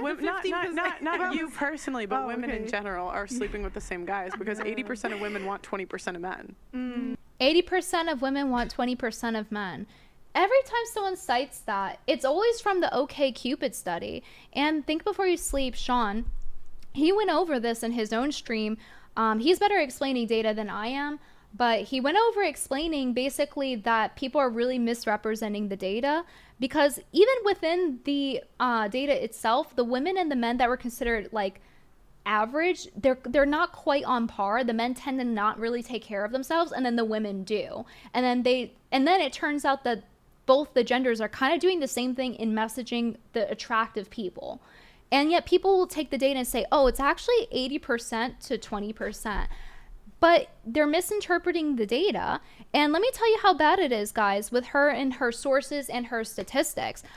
In order to find this OkCupid study, okay, do you know what I had to do? I couldn't even find it myself. First off, people are relying on this data that's deleted. It's deleted. They deleted the data. Okay? Factor number 1. It's not even on the internet anymore. It's deleted. Okay? So I had to go and dig into the internet archives just to find this data. Okay, and I couldn't even find it myself. I had to go to ChatGPT-4, a AI that I had to pay for to find this fucking data for me. Do you understand how far I had to dig to find this?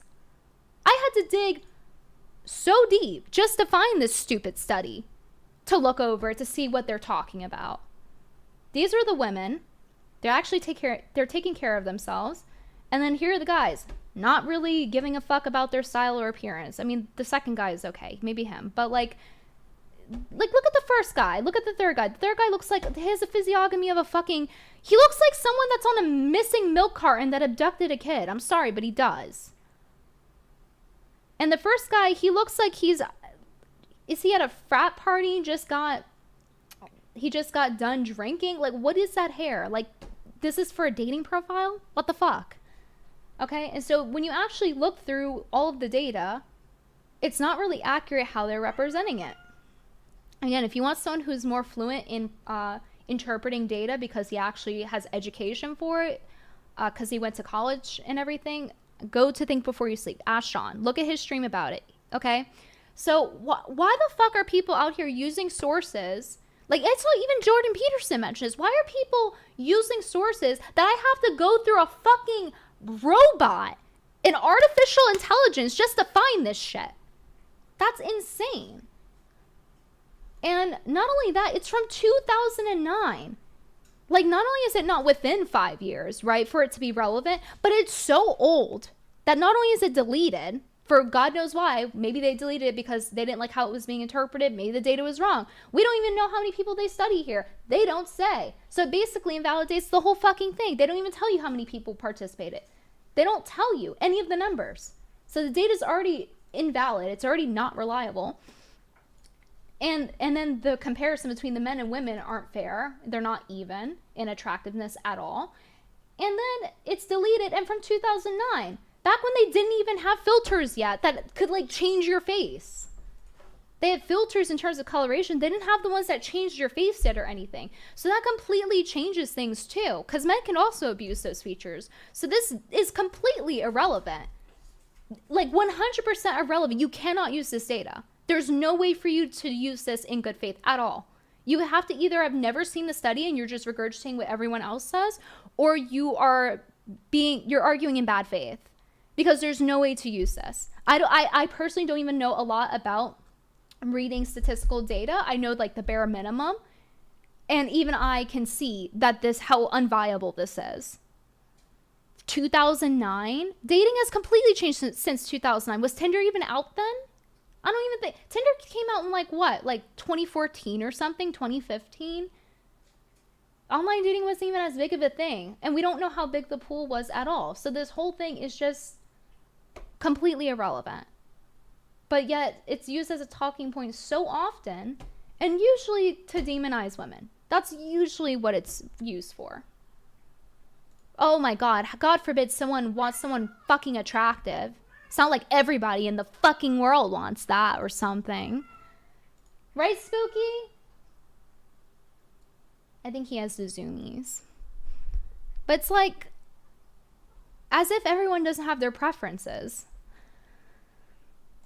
Also, as you can see, as I've pointed out before, like, women take better care of themselves in general. Women, like, if you just take general women, right? Removing makeup out of the equation. Women know how to style their hair better. They take care of their skin better. They do things to prevent aging. Do you understand how extreme women will go? There's an entire genre on TikTok about not moving your fucking face to not get wrinkles, okay? Why do you think I don't move my forehead that much? So clearly women are very aware of their appearance. They're very self-aware in terms of, except for Pearl, they're very self-aware about how they will get treated and what they can get in life based on their appearance. That's why they work so hard on it. It's not everything, but it's a factor for everyone, okay? Women like attractive men too. Men don't put that much effort. They're not taking 5. Do you know how many supplements I fucking take for my skin? Oh my God, I take like 5 or 6 different fucking supplements for my skin. I have a prescription for that shit. Tretinoin. I do everything possible. I drink a lot of water. I drink the coconut water for electrolytes. You don't understand the hoops I go through, okay, to maintain my youth. And then I'm supposed to be like, you know what? It's fine if a guy just like wipes his ass and doesn't do anything else. I guess I'll be okay with that. No, fuck you. You're gonna put some effort in your appearance. I have a right to get someone that I am personally attracted to. I have the right to expect that. Okay? Doesn't mean I'll get it, but it means I have the right to expect it. I put a lot of effort into myself. I think it's fair for me to want someone that I'm attracted to physically, okay? So men don't really take care of themselves physically as much as women do. The only exceptions are maybe like the ones who spend like an hour a day to get a lot of muscles at the gym, but not every guy does that. That's only some men. Meanwhile, most women know how to do a face of makeup. Most women know what hairstyle looks good on them. Most women are taking at least 2 different things to prevent aging, you know, putting on sunscreen. No, I really should do like a day in my life video on the Saturday Supermodel channel so you guys understand how much work it is. Like I think there actually is a little bit of just not knowing how much effort goes into appearance. Especially for me, like, do you understand how high maintenance this hair is? It's so temperamental. It does what it wants. Versus like Pearl's hair, she could take like 20 minutes to do it and it'll look great.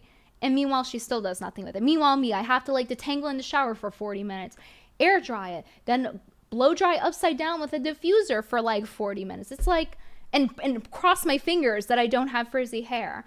God forbid there's too much buildup or something for some random reason because the water was too hard that day or too hot. A lot goes into appearance. For women, we're a lot higher maintenance overall. Just biologically speaking, we have a period. Like, that in itself is a lot of maintenance. Like, imagine you're having to change something several times a day for like a week. So, yeah, basically, I think it's completely fair to want someone you're attracted to. That's not unreasonable.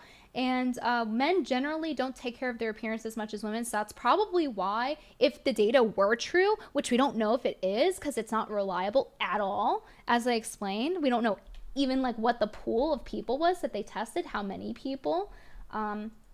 It's from 2009, before there's filters, before there's dating apps. I had to ask a fucking robot to find it for me, just to find this godforsaken study that everyone talks about. And it's like, how is this turned into like women bad?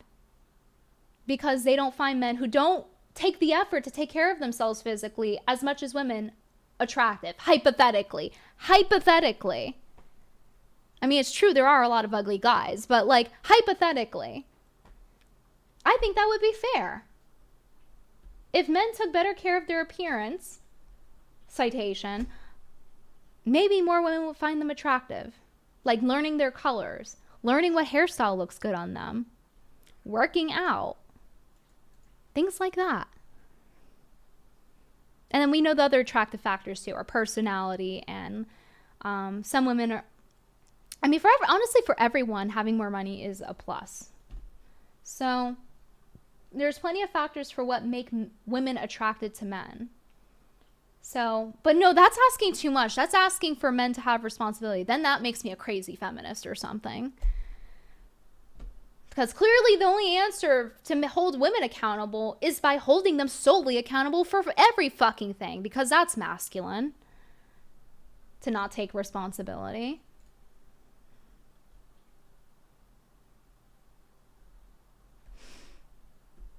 So yeah, have fun with that one. Have fun with knowing that that data is bullshit. No, if we want better data, like, gonna have to conduct the studies then. Because clearly there isn't a lot. Probably because of COVID. Everything's your fault, Britt. Yeah, me personally.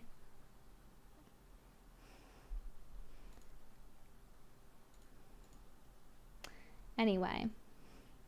$2 from Marquise Denat. 80% women want Pete Davis. He doesn't really take care of himself that well, in my personal opinion. He lacks some self-care. Goldwings, $5 super chat. Pearl does not read studies or data. She just parrots what the manosphere says. Plain and simple. Perfectly said. That is basically the entire point I've been making here. And that it's a bad influence and it's radicalizing people. And it's not really helping the gender relations. If anything, it's making it a lot worse. And Pearl herself has experienced that by her telling her grooming story. And how men started to blame her for a guy twice her age that was supposed to be a father figure to her. That's more involved in her life than her actual father at that point. Turns out to be a groomer. And tries to sleep with her the second she turns 18. And throw alcohol down her throat. Even though the drinking age is 21. So...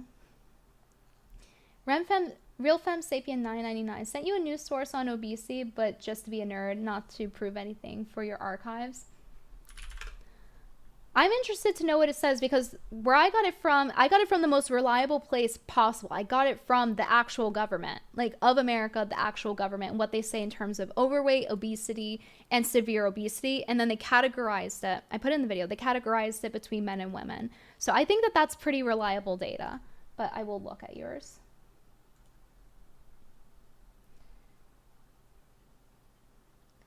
$13,000 adults. That's pretty good. 10-year weight gain.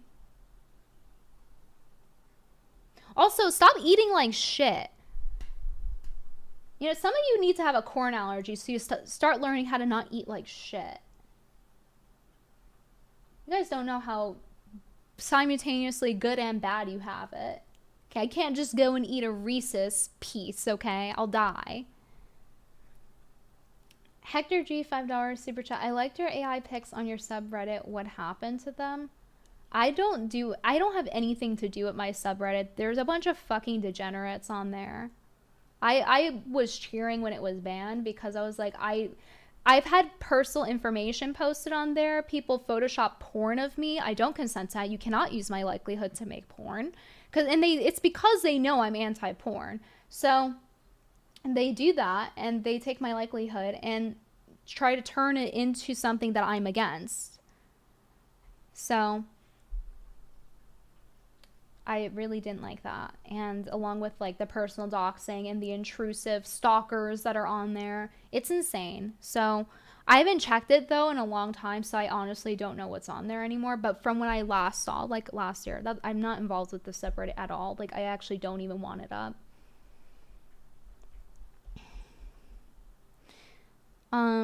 No, I'll keep up the obesity thing. I mean, there's no harm in having 2 pieces of data, but regardless of what it says. But it seems promising based on, like, it has a pool of 13,000 people. No, see, notice how the study here that Ali sent actually has a fucking pool of people they studied. Notice the difference. See, at least there's an attempt here. Notice how it's from a year that begins with a 2. Notice that. Isn't that nice? You got trafficked. So true, Nina. They literally used my image. They posted it on the Twitters. Men got catfished. I was literally trafficked. Matt G, $5 super chat. At least ugly people don't have to worry about taking care of themselves. Pointless if you don't look good. Conversely, confirm. Okay, I'm willing to bet, though, that people that say they're ugly, if they actually put effort in their appearance, that they wouldn't be ugly. Like, if you were actually eating healthy foods, okay, foods that are giving you nutrition in order to look attractive, have nice hair, nice nails, nicer skin. In my case, I have health issues, so, like, the nice skin doesn't really get, like, maxed out as I would like it to be. I struggle with acne. I'm currently on medication for it. Gone to dermatologists many times over the years. I have immunity issues and other health issues, so that's why in my case it's not like a routine thing. Very strict with my routine. So that's not what it is. It's just a health issue. But generally, for most people, like especially with men, like if you're eating healthy, you'll have nicer skin, nicer hair, nicer nails. You can research into what promotes that. Probably not the government. They seem to have a trash food chart. They said what was it? It was like Lucky Charms is above steak in nutrition according to the government. Yeah, eat shit. They literally put like what is it, like paint thinner in Lucky Charms? Ugh.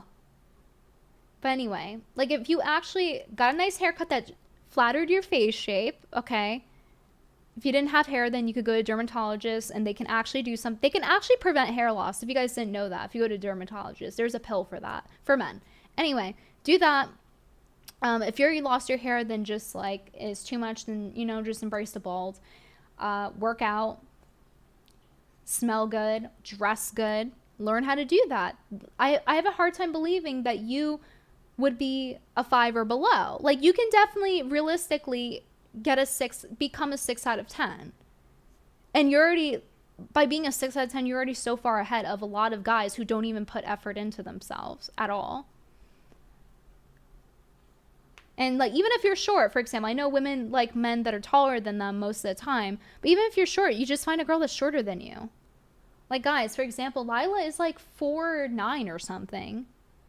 Okay, there's always girls out there that are shorter than you. So I have a hard time believing that if somebody truly put a lot of effort in and they're below the age of like 60, that they couldn't look good. Like, that would be a very rare instance. You have to have like a birth defect on your face that's really severe or something.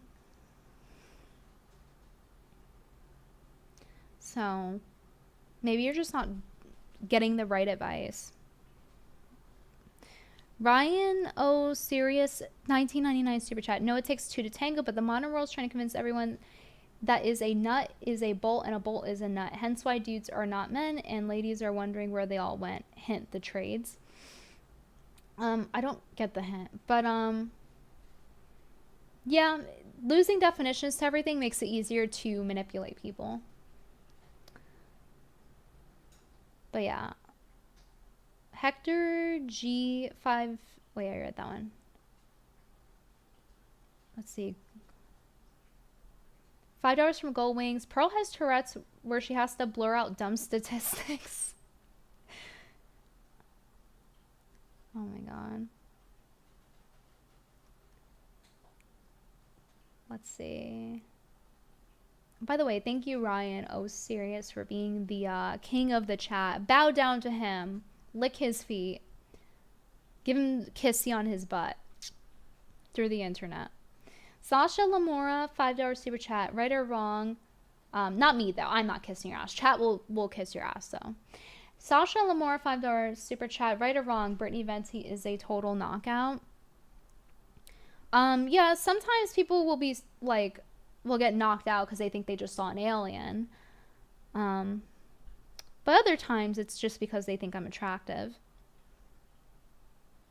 $5 from Bomb Pump. I'd watch Pearl and Manosphere content, and it really did almost warp my mind around thinking all men were animals, basically. Because that's how she kind of sells them, and that's actually the other side of that. Is like, not only is she making it seem like all women are demons, but it also, in the perspective of being a woman, when you're watching her show, and you see she has an entire panel of men on, and she's asking them, who here would cheat if they could? And they all raise their hand. Do you understand what blackpilling that is as a female? That, like, wow, like, you would view that if you didn't know better and you had no other frame of reference, really. And that's what everyone's saying is true. And you see that, you would be like, wow, they act like animals. They belong in cages. That's what you would think. You would think that they're incapable of holding a promise or having sexual discipline like a human being. So it's bad on both ends. Thankfully, I had a frame of reference, and that's not the case. I like Pearl. I'm happy to see her wrongs I didn't know about. Okay, but what do you like about her?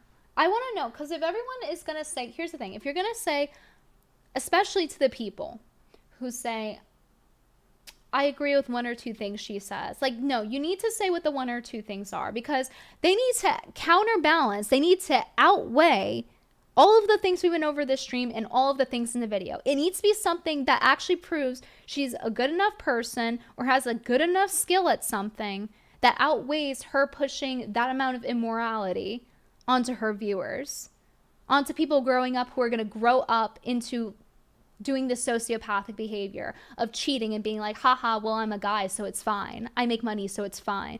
Even with Pearl, she holds herself to the standard in terms of how she presents it. She's like, yeah, if it's the right guy, I don't know how many times he'll let him cheat, but yeah, he'd probably get away with cheating. But I don't know how many times. It's like, not just once, but possibly more than once, depending on like how sharp his jawline is, or like how rich he is, or how tall he is. That's so like superficial and disgusting. You should be attracted to the person you're with, but to give someone a pass to that degree of like, oh, they're hot, so it's fine. It's like, what kind of person does that? That's very much like you view the person less as a person and more as like a thing, like a trophy. Like, we know hot people get away with more. Like, that's how it is in human nature, but you draw the line somewhere, and it's definitely before you let them cheat on you and break a promise. Like, that serious, that intimate of a promise.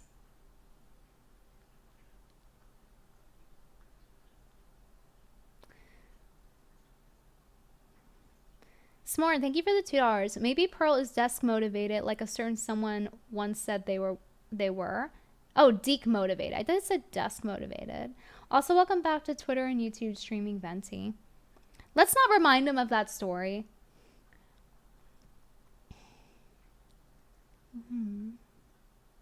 Goldwing's $20 super chat. The people that Pearl aligns herself with are all dumb dudes. I cook, I clean, I do laundry, I have a full-time job. And it is so sweet my partner notices those things and does laundry and orders in to give me a break.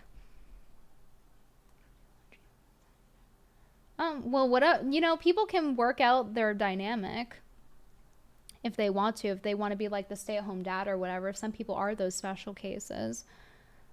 But she's very much like, here's the black and white extremes, and it's like, I wonder what will come out of that if people actually view it that way.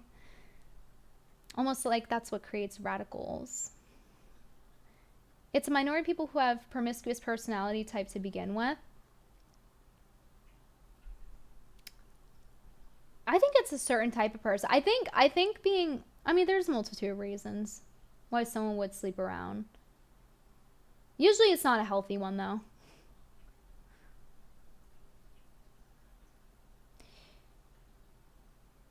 $2 from Marquise did not. I support Pearl recognizing quality men need to take multiple women. Why would they need multiple women if they're actually quality? Like, you have no self-control? That doesn't sound like quality. You have no sexual discipline? You lack gratitude? Not you, Spooky. He looked at me when I said that. Oh my god. He said, purebloods need to normalize polygamy and fight back against the globalists trying to turn us into third world multiracial half. Oh my god. He's going on like an Alex Jones copy pasta right now. No, but it really is the same thing. It's like feminists. Oh, I should be able to fuck multiple guys. It's like, okay, guys, if you're gonna make fun of cucks and open relationships and all that, polygamy, I always get the word fucking confused. Yeah, polygamy, when you have more than one. Okay, so people always make fun of polygamy. They always make fun of open relationships and stuff, rightfully so, but then they'll be like, but men should be able to sleep around. It's like, my mind's blown. My mind, especially when you're married too. But they're all here talking about cuckolds and how cringe it is to be, and how Reddit it is to be in open relationships. It's like, you're promoting the same thing. You're promoting having casual sex, what leads to single parent homes. The thing that the whole manosphere speaks out against too, and says this is a bad thing. I was raised by a single mom. I understand that it is not something ideal. You want both parents there. I saw the strain my mom went through. I grew up impoverished. Okay, impoverished in New York. Being broke in New York is like being double broke. It's like an extra tier below being broke in the other parts of America, okay? Especially back when I was growing up. So I understand how hard it is and how it's not ideal.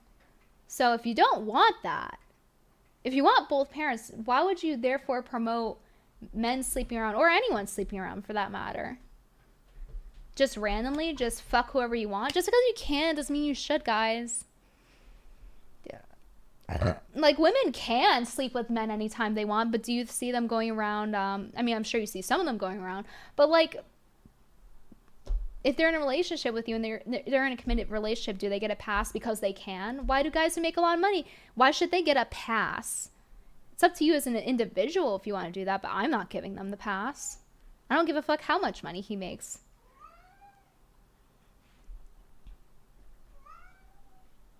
I love broccoli, $5 super chat. You should make a video about what curly products you use on your hair. Okay, so I actually started using Brazilian products. It's actually interesting. I found it on TikTok and I was like, fuck, I'm gonna try it out. And it's going good, but I don't know if there's gonna be buildup or not. That's the only thing. I'm very careful with sulfates and silicones because I don't want long-term damage and I keep my hair long. Maybe be less concerned if I cut my hair shorter because again, you guys have to realize I have a lot of shrinkage in my hair, right? So I don't want it to threaten the integrity of my hair length. Rexmark 250 Canadian dollars. My friend got no girls, but he smoked 2 packs a day. How the fuck do you afford that? I can't even afford to eat 2 steaks a day. I'm over here having to supplement one of my meals with ramen and eggs. Your friend smokes 2 packs a day?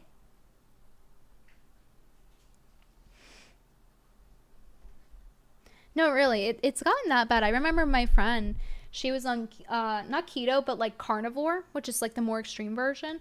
And she did that for a few years, and she went off of it. She wants to go back on it. She went to go back on it. I was like, hey, I don't know if you would be able to afford that now. It actually might be too expensive. And it turns out it was.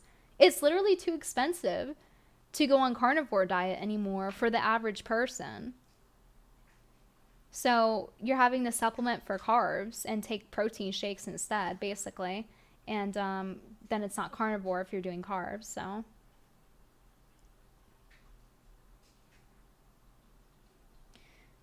Your cats might have caught mice. No, they caught a toy mouse. And Petals is looking at him like he's schizophrenic. You ever see like when one cat gets the zoomies and the other one's just looking at them like they're retarded? Yeah, that's what's going on right now. Cannibal diet? No, don't tell me that that's how cannibalism comes into the discussion because we can't afford meat. Because I remember it was like 1 or 2 years ago, people started to like bring it up and they were like, but what about cannibalism? Should we discuss the ethics of cannibalism? And I was like, let's not.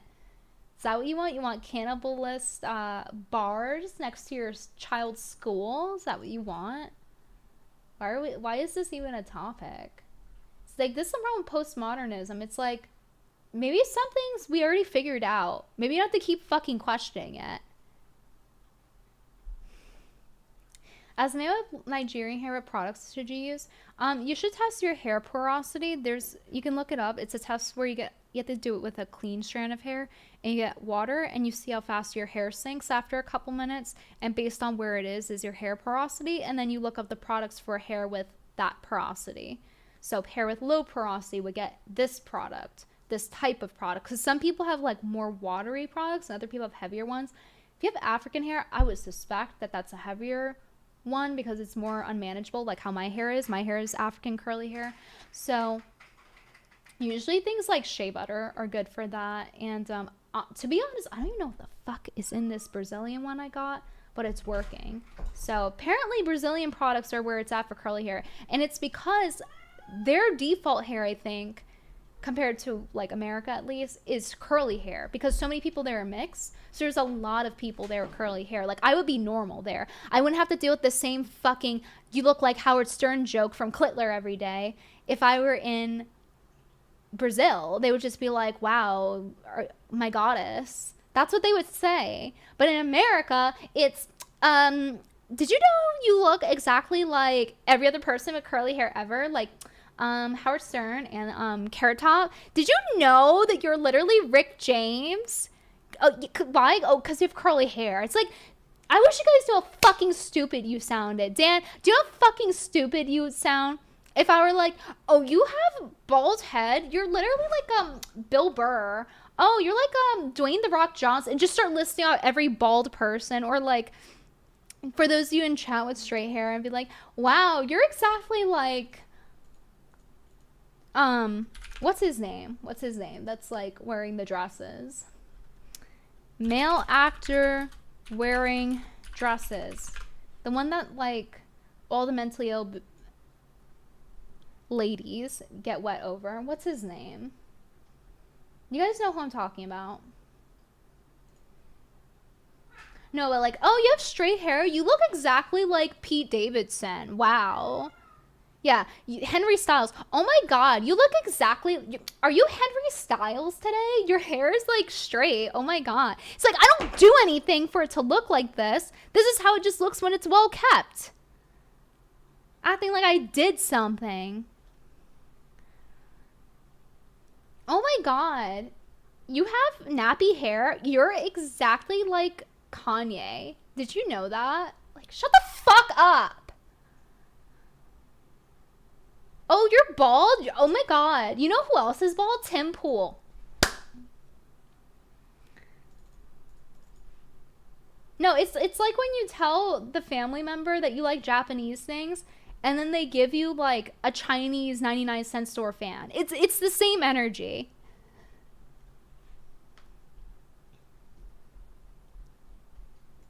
I'm gonna literally like, and it's never like, oh, you look like Taylor Swift. No, you can't be fucking Taylor Swift. Like someone who's considered like attractive, like conventionally attractive. No, it has to be Howard Stern and Rick James and Michael Jackson. Michael Jackson is talented, but let's not change the facts here. Like, they're saying it because it's like, oh, that you look weird. That's what they're trying to say, regardless if you think Michael Jackson is attractive.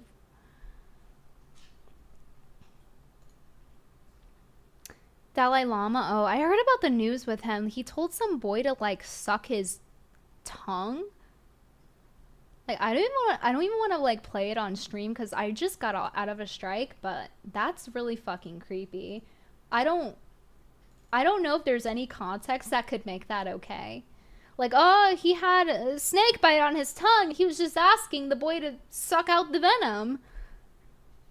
It's not what it looks like. He said, sorry, I guess it's okay. Oh, all is well, guys. I guess we don't need jail anymore then. Just say you're sorry, and then like, oh, you'll just never go to jail. You know? It's an old man thing.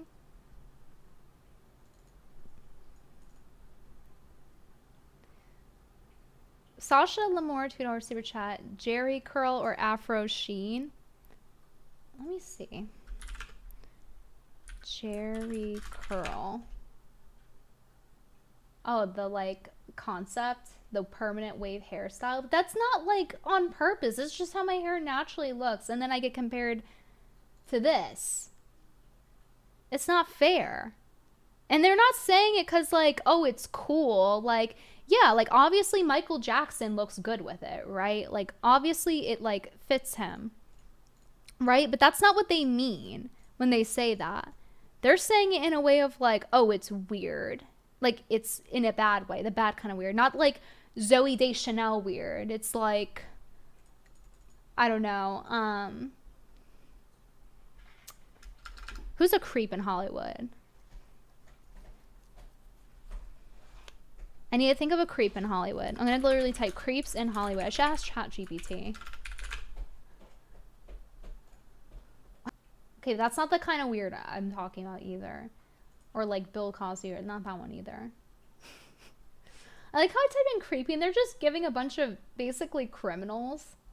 Not Louis C.K. so much, but though what he did was very, very cringe, very awkward. I would love to know where the fuck he gets the audacity from.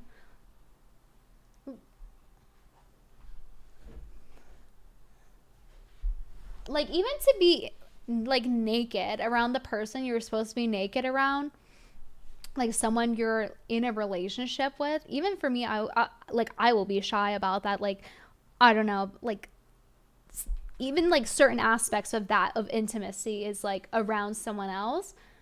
But then there's people out here who would straight up be like, who they've never been on a date with, I'm gonna masturbate now.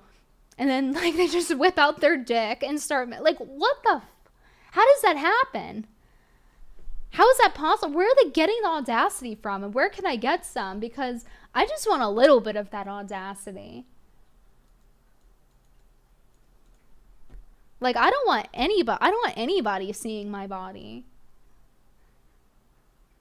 Like, it takes me a while to feel like I can't, like, you know how people just do like a one night type of thing, like they meet the person on the first night. I literally couldn't do that if you paid me. I literally can't. Like, I do not have the mental capability to do that. So I don't understand how other people can just like whip their dick out in front of other, like, that's crazy to me. Patrick T 499 super chat missed out. How's it going with the pink Cadillac? The only pink Cadillac is a cat tower I built last night because they decided to re-enable my streaming a day too late. So sorry about that. Already assembled the cat tower, so no bimbo builds for that. Dan Holland 5 pounds. Oh my god, you look like 80s Michael Bolton. Who is that? Who is Michael Bolton?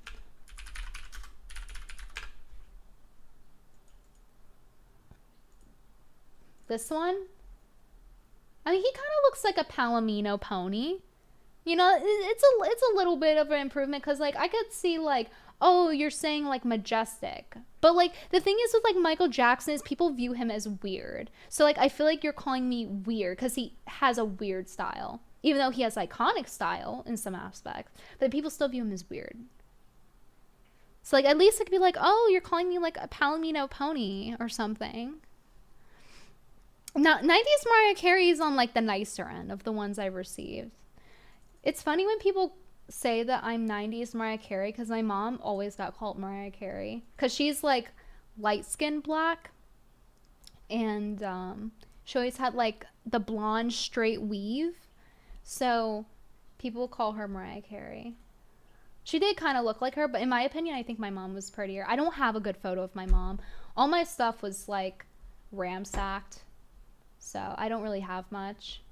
And all the digital stuff is gone. So, like, it was on cameras and such that got stolen. So I don't have anything to show you guys, really. Just, like, photos here and there. But, like, when my mom was, like, in her peak, like, when she's, like, she has everything down, like, she's in shape and, like, her hair's done. Like, she did genuinely look better than Mariah Carey. Like, her face structure was just better. But I don't know, I'm biased. Dan Holland, 5 pounds, or 5 euros, 5 pounds. I think it's pounds. I always forget. You should get a top hat and play guitar. Okay, you know what I don't like, Dan? I don't like that my hair gets associated with men so often. It's like, why is it, like, it's supposed, okay, on the books, in terms of fashion, okay, I'm going to explain to you guys how fashion works with the most feminine versus the most masculine hair you can have, okay? Because everything is a polarization in life, okay? And fashion is no exception. It's yin and yang, okay? Masculine, feminine, okay? So on the masculine side, you have short, straight hair. That's the most masculine hair you can have. Short, straight hair. Then after that is straight, long hair. That's the second most masculine. Then getting into the feminine. It's not that long straight hair isn't feminine, guys. It's just in the terms of the scale. So then you have short curly hair. Short curly hair is more feminine. On paper, it's more feminine than straight hair. Then curly long hair is the most feminine of the hairstyles that you can have because it softens the face. Like, if you ever see someone with very angular features, if you give them curly hair, it'll make them look softer and more feminine. So curly long hair is supposed to, in theory, in fashion theory, is supposed to be the most feminine hair. But yet it's always associated with men. It's like, oh, Rick James, Howard Stern. What? How, like, why does my hair always get associated with men? It doesn't make sense. Like, obviously, you can still be masculine with curly hair, guys. Needless to say. It's just on paper that there are masculine things and then feminine things. And then in that scale of those polarities, everyone gets traits from both. Nobody's 100% feminine or 100% masculine. Like, there's very few people in the world that are even like Marilyn, where they have, like, every bone in their body is round and curvy. Like, it's a very, very, very small percentage of people. So, and even in her case, her hair was short and wavy. So it wasn't even, like, long and curly, so to speak. So everyone they have different things from both ends.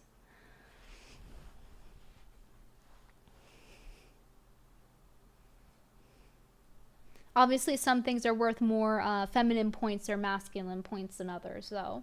Like broad shoulders or, like, big boobs. Like, if a guy has big boobs, unless it's muscle, It's not going to be viewed as very masculine. But like if you're a guy and you have like broad shoulders and a nice jawline and like, I don't know, like a six pack or something. I'm just giving examples. But then like you have kind of like a cute face, then yeah, you're still grabbing some feminine features, but you're still going to register as masculine even if you have long hair because of those masculine features. And sometimes feminine things will make masculine things pop. So, for example, when you see men wear dresses, it actually makes them even look more masculine because of the contrast sometimes.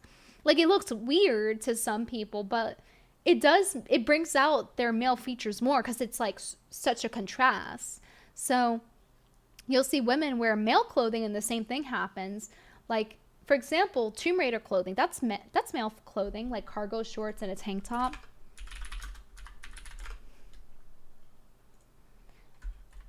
So like this is not traditionally feminine clothing, right? But it looks feminine because of her body shape. It's bringing it out. It's bringing that femininity out because of the contrast.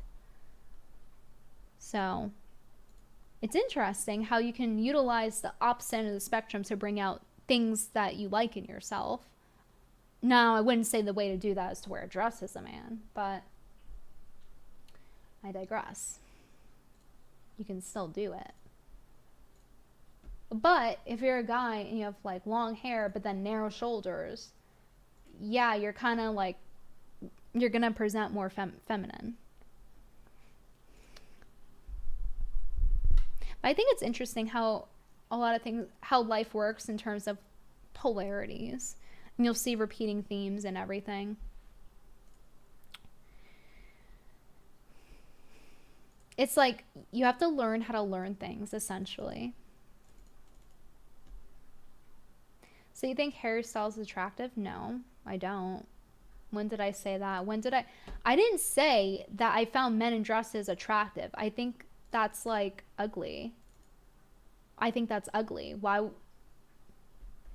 Just wait. You guys, some of you are just sitting in here fucking waiting. You're like, just like you have this and you're just waiting to like pull it back. Like just waiting for me to miss up. Just waiting to like, so you can put your fucking label on me like, oh, I bet she's a feminist. Did she just say dresses on men? Ah! Like that's some of you. Just waiting for a gotcha. You're so fucking hard up. Like get over it. Get over it. Find a different reason to dislike me. Get over it.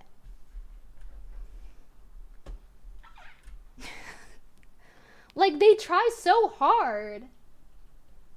It's like, so you're saying, no, I said what I said, actually. I said what I said. So listen better. It's like, yes, just because I disagree with Pearl, because I think she's promoting bad ideas that are harmful, and I actually explain why instead of like being lip-tarded and just saying, oh, this is dangerous, and I actually give you receipts and why. Just because I disagree with her, it has to be, oh my God, you must be a feminist. Like, they're waiting. It's like, no, actually, I don't have to fit in your box to dislike something. I actually have something called discernment. You can have discernment and critical thinking and decide if you want to like someone or not. It doesn't automatically put you in that box. There can be a tendency, sure, but that doesn't mean, oh, automatically, and you're just waiting to confirm your bias. Like, some people want to confirm their fucking bias so bad. Just want to hit that button so bad to get their dopamine. Go to the gym or something. Go hit something at your gyms, like the machines.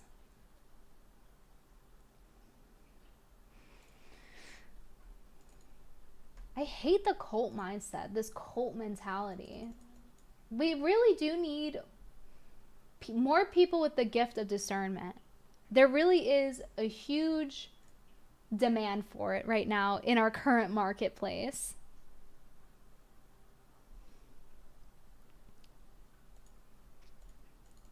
It's like if you say something that is nuanced, you must own 9 cats. Oh my fucking God.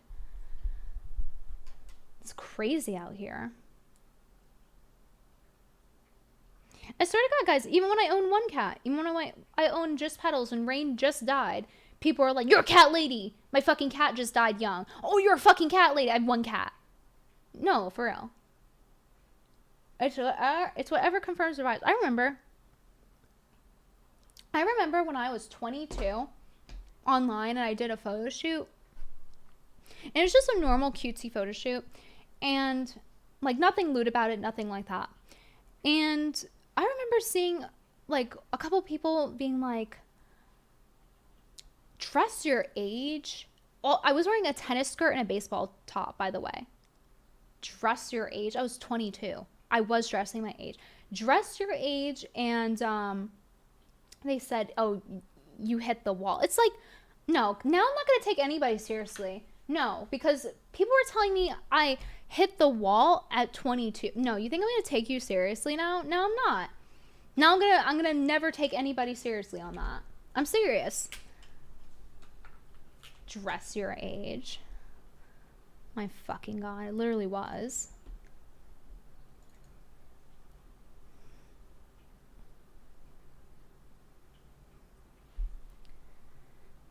Liza, you have 2 cats. I have 2 cats now.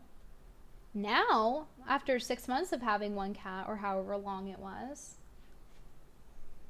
Hey, if you met Spooky, you would have taken him home too. He's very cute. And he's not just like physically cute, he acts very cute. Like, he will just come over here and then go like this and like bop my face for my attention. And he sits in my arms and he just will sleep there. Like, I'll be on the computer and he'll just be here asleep. I actually don't know why he hasn't bothered me this stream. That's not normal of him. Maybe it's because of his new cat tree. I think they really like it. So he's been over there and having the zoomies. But he kind of acts human. It's weird. I've never had a cat act like this. And I've raised a few of them.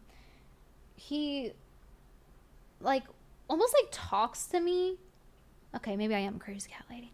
No, but he, like, meows in a specific way. I don't know. He's, like, different at communicating than other cats. I'm gonna have to film it one of these days because it's not normal. I've been around a lot of cats by this point. Like, I've had to leave some with people or like things like that, but I've raised a few, and he's different, and he loves affection. Like, oh my God, he will nag you for affection.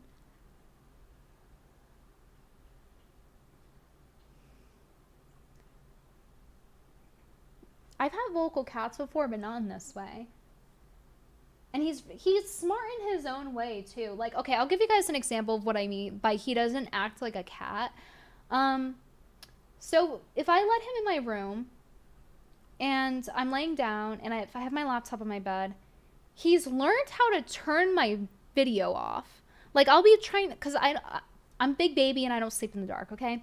So I play my laptop to fall asleep to, and Spooky will go and turn it off. And I'm like, okay. And I turn it back on, and he turns it back on. And this will happen like 6-8 times, okay? Like, we're fighting over this video playing. And he will literally sleep next to me and then like reach his paw over and then tap the spacebar to turn the video off. It's insane. And he cuddles like a real person too. And sometimes he understands I want to sleep, and then he kind of like guards me. So he kind of acts like a guy or something, but he's like this little cat. He's like this little runt kitty. Monkey had $5. His siblings are still super sweet. The only cats that greet me when I got to visit my dad. So they're all like that. I mean, I played with all of them, but I think Spooky in particular is really sweet. Yeah, I got Spooky from Monkey Head's, what do you call it? Like, he has like a cat colony. And Spooky in particular is very affectionate. And then Lila was like, you should take him home, and like texted me. She knew that Rain had died, and I was like, I don't know, maybe. I'm still not over Rain. And because she died of feline AIDS when she was like 6, and cats aren't supposed to die that young, and I didn't know she had it until like 2 weeks before she died. So I'm just like watching her waste away. When I've like nurtured her from being this skitty outdoor cat to being sociable and everyone loved her, and like to see her waste away, it was really hard. And so like that really hurt, and I didn't know if I could get another cat again. I had Petals still, but then I decided, okay. And when I met him, I was like, oh my god, he's so cute. And then I took him home. So he's an outdoor cat, but he doesn't want to go outside anymore. Like, it's so funny. When I go to open the door, Petals will try to escape. She's like an escaper. She's like, oh, here's my chance. Like, literally, I crack the door open to take out my garbage. And she's like, here's my chance. And, like, I have to chase her down the hallway. Meanwhile, Spooky, nowhere to be seen. The door opens. He runs under the couch. He's like, oh, no, please let me stay here. Like, he does not want to, like, Petals doesn't know what it's like outside. So she's like, I want to see it. And then Spooky's like, no, I'm good. Literally will like Velcro under the couch. I'm good. I'll stay here. I like it better indoors.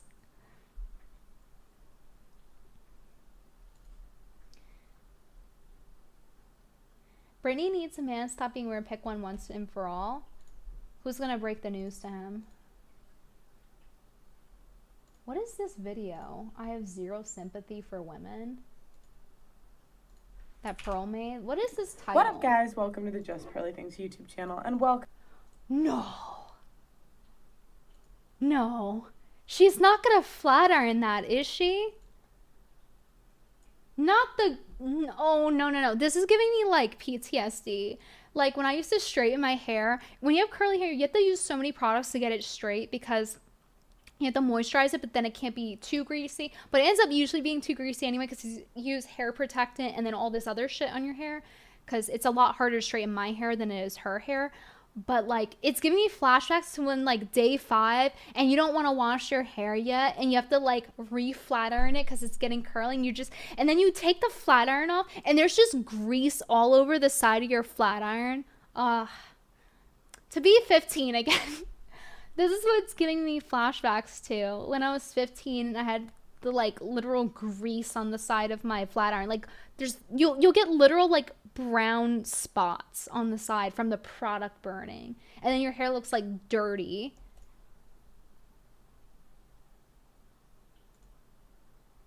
Oh, it's the same shirt from that interview. She likes that shirt a lot. I do my makeup and my hair.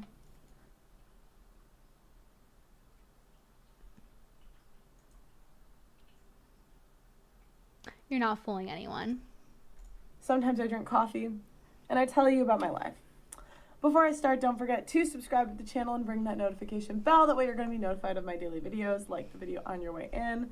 Let's get started. I know a lot of you miss the curls. In all honesty, I don't know how to curl my hair. You also don't know how to straighten it. If anyone does it, it's my friend. She'll come over here and do it. Yeah.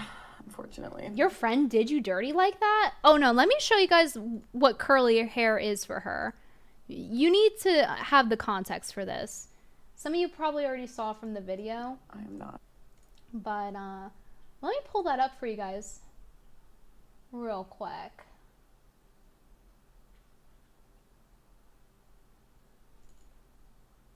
Here it is.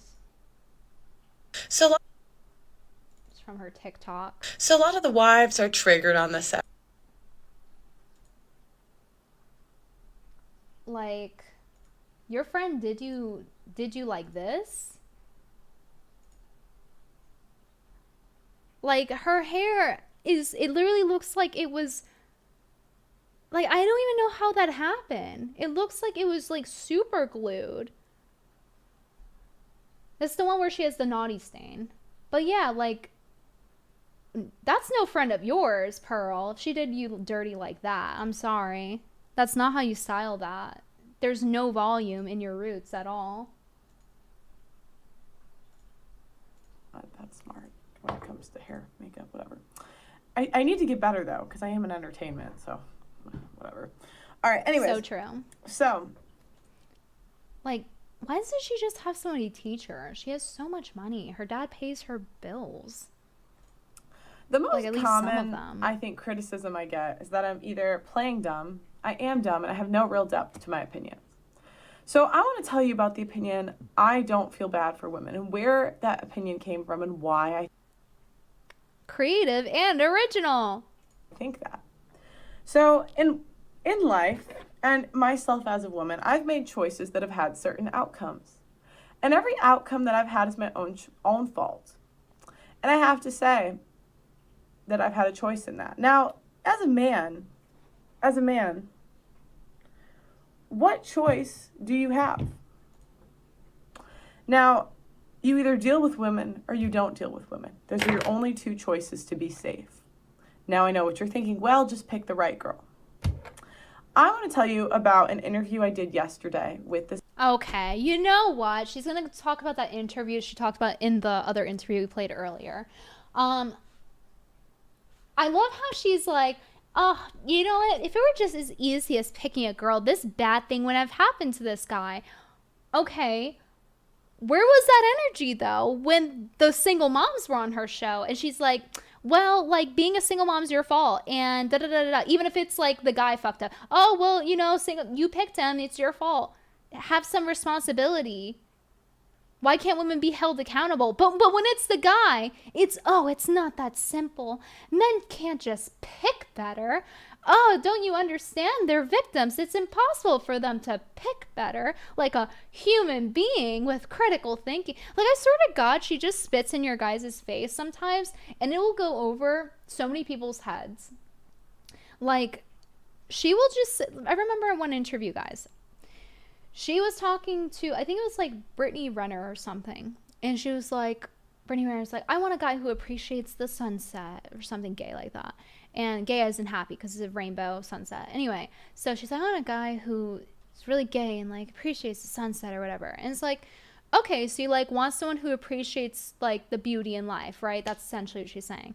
And then Pearl's like, I feel like the guys, no offense, but I feel like they just don't exist. The guys talk about just don't exist. And it's like, do the guys watching this not realize what Pearl's saying? She's basically saying, like, men are incapable of appreciating beauty, creativity, or, like, appreciating the smaller things in life. Like, they're incapable. They just can't. They don't. And I swear to God, it's almost, like, satirical. Like, Pearl's Act's almost something you would do if you actually hated men and wanted the worst for them. You wanted them to take no accountability.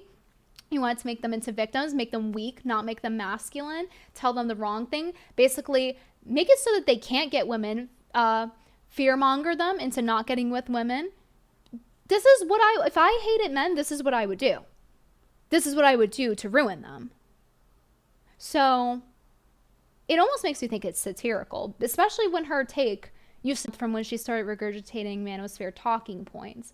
So a little bit of a tinfoil here, but kind of not, because she actually did just like randomly decide to change her opinion 1 month later or less on her YouTube channel in regard to her manosphere takes, which she used to say the complete opposite, as I demonstrated in my video, literally 1 month apart. In morality, she changed her entire morality. It was very strange. So I don't know. It's kind of weird to help men. I think it's just to help herself, but it's actually not. It's not helping her in terms of getting the right man. This man that has been involved in the court system in the UK. And he explained to me the system. I already heard the story. Sorry, I don't want to hear it again. You don't need any evidence to make any of these claims. Basically, she says the guy that she interviewed said that the mom lied and said, and she didn't interview the woman, by the way. And I point that out because she always talks about, oh, well, if he cheated and you did nothing, let's interview the guy then. Energy nowhere to be found. She said that on TikTok. Energy nowhere to be found in this instance. And I still have those TikToks, so don't try to fact check me. I saved those TikToks. She may be banned, but I saved them. Anyway, so she says that, but here it's like, oh, of course, like, can't have any accountability. Oh, well, the men, they just can't help it. They're always a victim.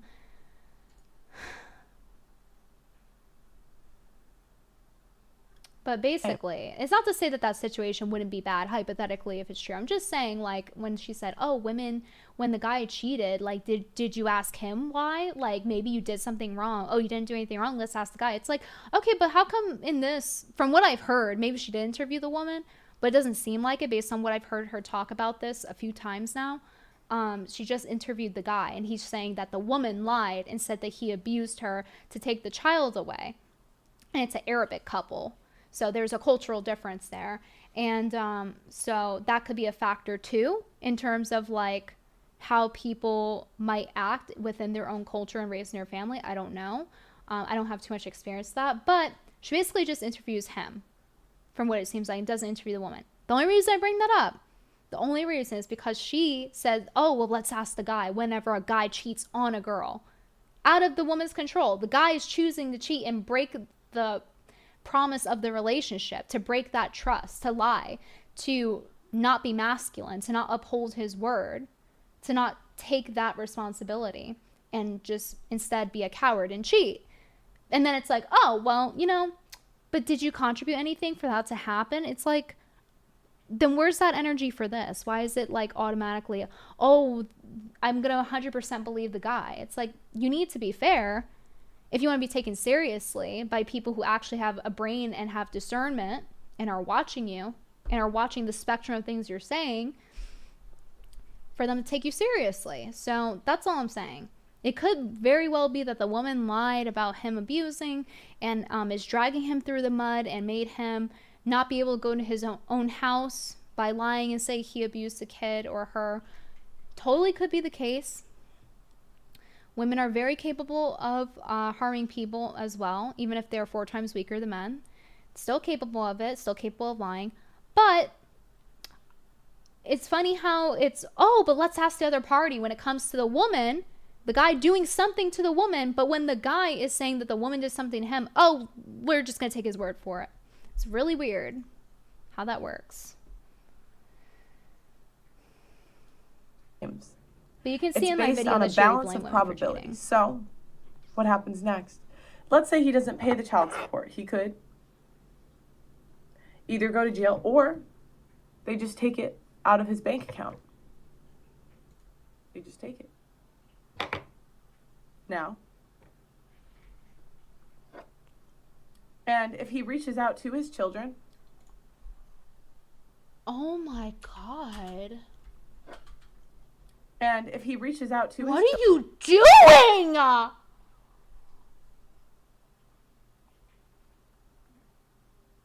She's just like, do you want wrinkles on your face? Like, she's doing it so hard that her face looks like a mask. What the fuck are you doing? Oh my fucking God. Someone help this girl. Like, which one of her friends did that to her hair? Is it the same friend that told her this is how you do your makeup? Because I think so. I'm thinking your friends are not your friends, Pearl. Because I don't even like you. And I'm telling you what you need to fix to improve your life.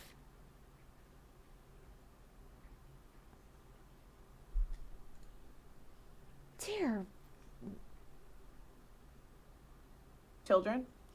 It hurts. It physically hurts to look. Which look he's at legally that. allowed to do. There have been cases of the women saying that that's abuse as well. I can't take her seriously when And she's it just doing furthers that. the restraining order. Now, I could be butchering this a little bit, okay? But I spoke to a man yesterday that went through this. So then, he has to wait for a court application to see his kids. Now, remember, she took his kids away. Please no more. Please no more. This is like makeup gore. That's what this is. This is a new genre called makeup gore. And this could take up 6 months to a year to even get to court. And with COVID, some men are not seeing their kids for 2 years before they could even have a chance to get their kids back. Now imagine you have a newborn or a 2-year-old, and you haven't seen those kids in 2 years. And you have 2 options, okay? You go to court. 5 years from now, when her wrinkles are deep set, you're gonna know why. You can either take the guilty plea or you can fight it. Now, what happens? Please, no when more you fight makeup. it? Please, I can't take it. Your kids aren't even yours anymore because it's been 1 to 2 years. You know, maybe she has a new boyfriend. And the mother's been in Can their I ear speed for this 2 up? years. I mean, if it's a 4-year-old, 5-year-old, a 6-year-old, by the time you get the kid back, they might not even like you anymore because of what's been in their ear. Now, so if you go the guilty plea, then you're a domestic abuse. Okay, I've heard this stuff. No, not the flat iron again. No. Just wash your hair. Stop flat iron. Just blow dry it. For fuck's sake. It's so greasy that it looks like it's wet. And she's putting heat on it. Guys, you might not know this, but when you flat iron your hair and there's water on it, it makes this noise. It goes like, tss. Okay, and that means you're burning your hair. It means that you're splitting your hair and you're burning it. It will become frizzy, ugly, unmanageable. You have to cut it off.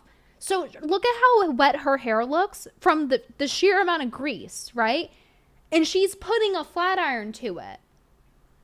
Like, does she not know what baby powder is? Dry shampoo. There's so many different brands out there. If you want to go the organic way, literally find one that's not Johnson & Johnson that will give you fucking cancer and get some baby powder and just and it'll look so much better. Why does she do this? Why can't she wash her hair? Why? Why do I have to go through this pain? This is just as painful as like the 3 weeks of research. This is gore. This is beauty gore. And you might think that your girl would never do that to you, but power does crazy things to people. I mean, Julius Caesar got killed by his group of friends. And what choice did this man really have? I mean, he did everything right. Now, mind you, if you're in your 20s or 30s. Oh, really? He did everything right? She literally said the opposite. I'm going to have to pull this up right now or something. I'm going to like look through my files, see if I can find it. I wasn't planning on watching that, but she says the exact opposite thing when it comes to women. She says that directly responding to a woman who said something along those lines. Where is that? It's one of these files. Hold on. Here, I think this is it. Yeah. Okay, guys, look at this.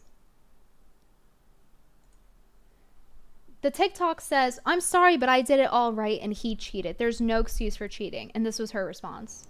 I'm sorry, but I did it all right and he cheated. There's no excuse for cheating. And this is how women are. Nothing's ever my fault. I contributed nothing to it. Let's interview him.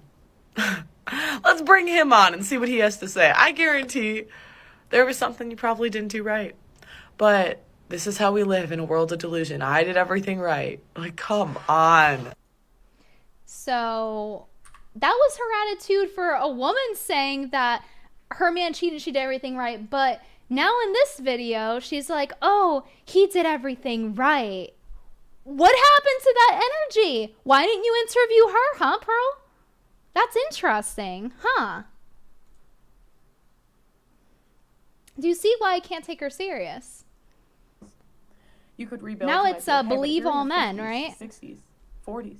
He couldn't do anything wrong, right? No money. Monthly payments you can't afford. You're paying. I want to go down. No, she is desperate. This is very desperate. Oh, the hair gore, the beauty gore. Oh, no. Oh my God. Okay, so let me explain to you guys why I'm cringing so much. So I know a lot about this because I used to straighten my hair a lot as curly hair. So I know the most efficient way to do it and I know the exact wrong way to do it. So I had to get very good at it because it takes 3 to 4 hours to do my hair. So she's taking the flat iron. This thing is like 400 fucking degrees, okay? She's taking the flat iron, okay? And she's acting like it's a brush. Like, I swear to God, I thought I was happy for Pearl that she finally like brushed her hair. And now she thinks that a flat iron's a brush. She's using it like it's a brush. She's combing through her hair with 400 degrees of heat. Oh my God. Just going on it over and over on each section. Not even sectioning it to smaller sections. She's not even straightening it. That doesn't straighten your hair. That just makes it like blah. It's going to be like, ugh, like how it is right now. You have to section it off so you can actually straighten it in smaller sections. You can't just comb through your hair with 400 degrees of heat. 360 maybe on the low end?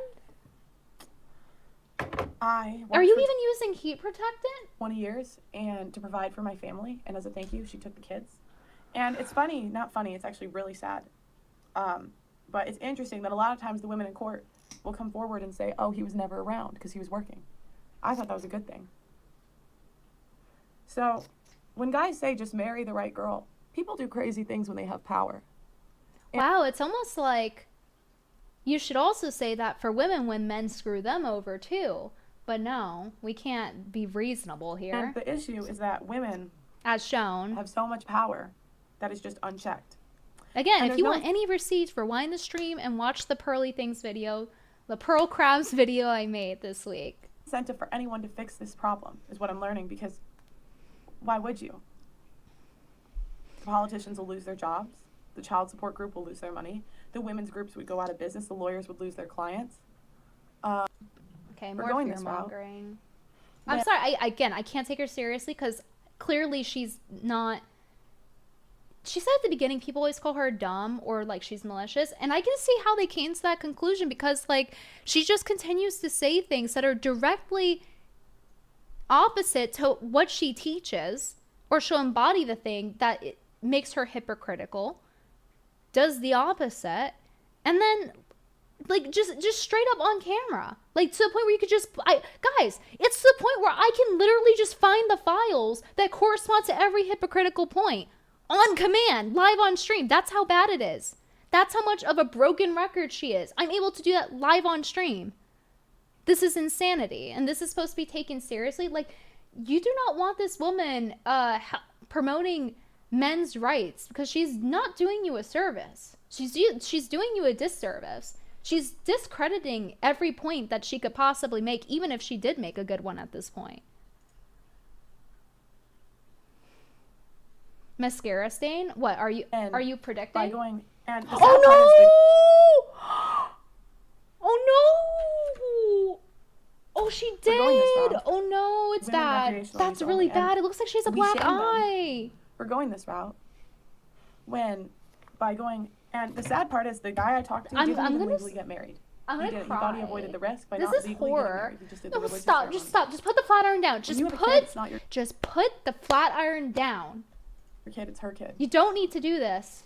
You spent how long growing out your hair? Of this whole thing. And that's why I say I don't feel bad for women, because at the end of the day, I feel bad for women. I feel bad for Pearl and her hair. Always have a choice. We have the choice to get an abortion. We have the choice to leave. We have the choice to Are screw those him over and extensions? Why are her layers like that? Why are her layers like all short here and then it's long here? That's weird. She either has extensions or this is a really bad haircut. The men are always at the will of the women, and this interacts the way that we act in relationships. Or she's styling it the wrong. men will then get for the black way for it not was cut. leading, not picking the right girl. Well, how can you shame a man for not leading when the woman always can walk away, or the man will always have more of a fear of walking away You're than 26 years old. So please. he's going to work harder to appease her, which is, kind of simp behavior.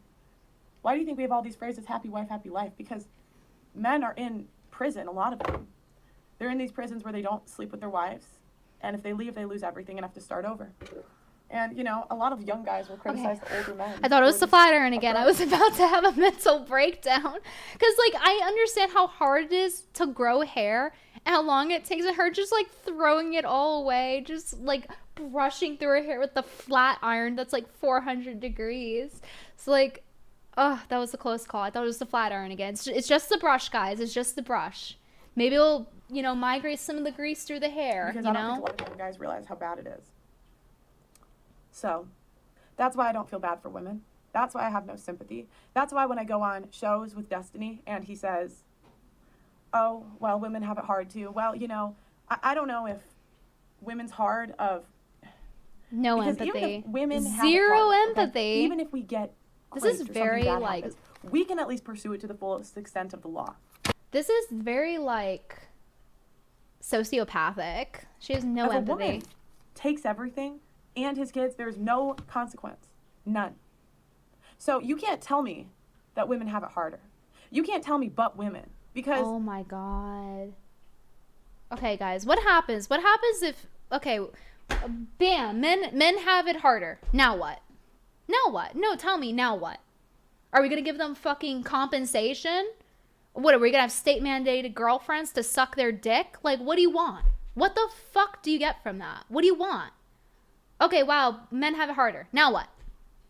Now what? Like, what is the point? This is just the Oppression Olympics 2.0.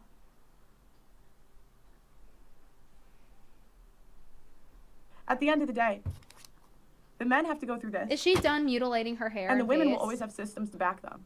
If I get abused, if I get raped, if anything You're happens abusing to me, yourself. I can go to the law and pursue it to the fullest She's extent abusing of her the law. hair. And if there is evidence, there will be a conviction. Now, you could argue with no evidence, nothing will happen. But there are so many resources that we have where the men are just screwed every day. And I think it's an epidemic, and I think it's going on below our noses. I think it's way more common than we think. And that's my next series. I'm really going to This is really unfortunate for men who do get abused, that Pearl is your spokesperson. I'm really sorry. That's very unfortunate. Because she's not helping the cause. Like, she has not, like, done a good job at all. Clown. Absolute clown. Clown makeup, too. Clown. Honestly, clowns have better makeup. At least they don't get mascara smudge under their eye, like black eye. Anna Rodriguez, $5 super chat. Brittany, I want an example of the least qualified display of femininity. That's when I turn to just Pearly things. You, on the other hand, get it, girl. Thank you, Anna.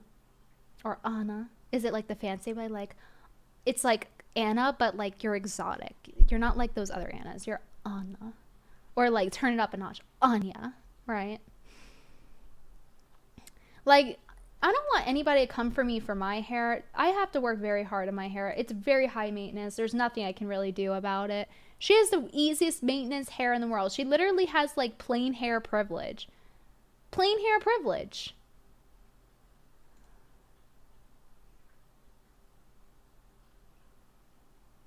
So easy. No, that is mad. So the reason like women think men are trash and they think they're sleeping around all the time is because we go for such a small percentage of men.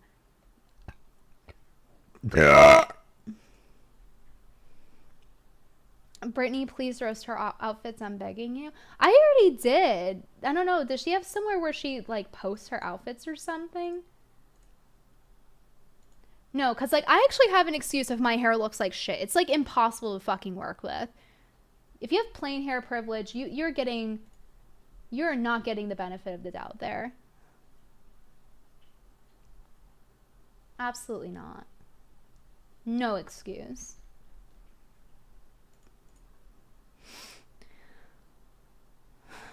Let me see. Oh, there are other outfits in that video actually that I didn't get to show you guys, I think. I might have missed one or two in the video. Brittany shows massive female in-group preference, skips over the family court. It's because I don't want to have to watch every second of every piece of content. I also didn't watch all of the other interview either. Like, I skipped over the parts that were irrelevant to the points I was making in my video. What does family court have to do with it? The point is, in how she addresses it, that she holds women solely responsible for everything, but then says, oh, look how women don't get held responsible, but then never ever gives the same arguments for men when they're involved. And then she hates when women go, but men, but when it literally does involve them. Anyway, in regard to family court, like, see what I mean? Like how they're in chat, oh, she just skips over family court. Like, again, here we go again. In chat, like just waiting, just waiting to just get me, waiting for a gotcha. No, how about actually you don't assume the worst of me? And actually assume that I have common sense. In family court, the kids should go with whoever is best for them, whether that's a ratio between the parents or the one parent. Whichever is best for the child, for their lifestyle, for their education, and for their mental health, that is who the kids should go with. And sometimes that's a little bit of both parents. So, very common sense. Why does it have to be, oh, the men should get the, okay, why? No. No, actually, it should go to whoever can better take care of the child and distribute it between the two parents relative to that. Anyway. Anna Rodriguez, $5 student. She literally made a short called Pearl Roast Modern Women on Femininity. Like, girl, please, she could never. She is not qualified. It's like they didn't watch the video. It feels sometimes, you know what's really frustrating for me about content creation, guys? What's really frustrating to me. Wait, I just realized something. I forgot to say hi to Lila when she was in chat.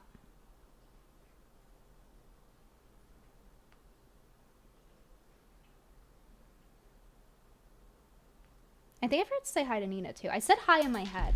Okay, anyway, they were in chat earlier. I think Nina was. Sorry, I was like ranting, so I wasn't like focused on that.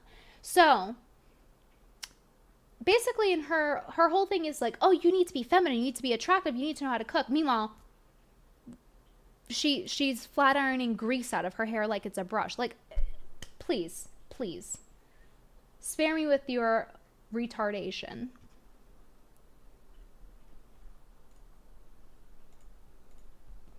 So anyway, there's other outfits in this segment. I think I didn't go over. I think I got most of them though. They're gonna do that. They're not looking for a... Okay, so there was a couple. So there was this one.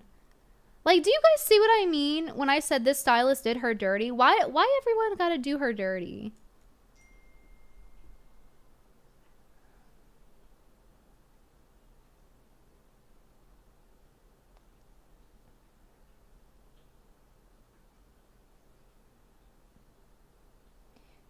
Wait, sorry, I got sidetracked. So, yeah, basically this outfit, like, okay, I guess I'll break it down. So what's wrong with this outfit is, well, the first thing, it's kind of bleh.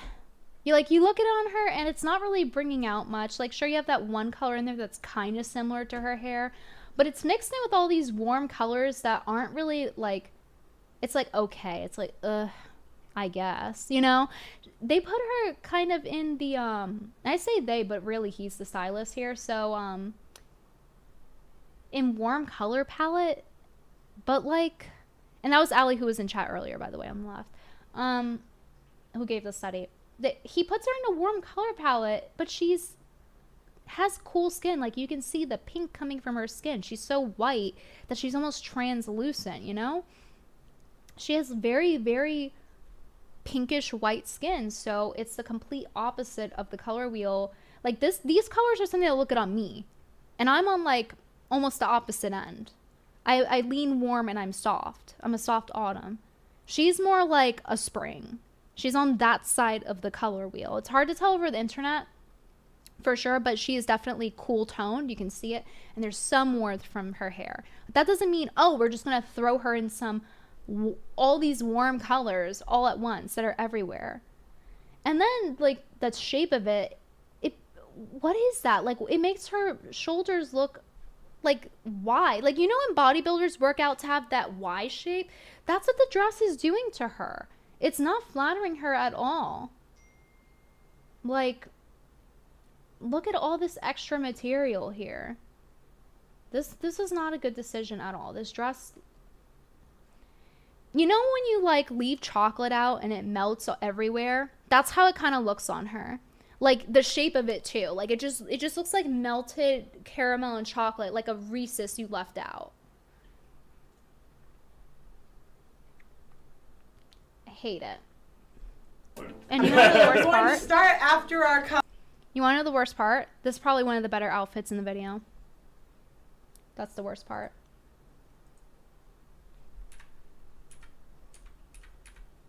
So then they put her in this one. And on the books, you'd be like, oh, a top and skirt is cute, right? Like a black top's a neutral color. You would, like the average person, they think black goes on everyone. It doesn't.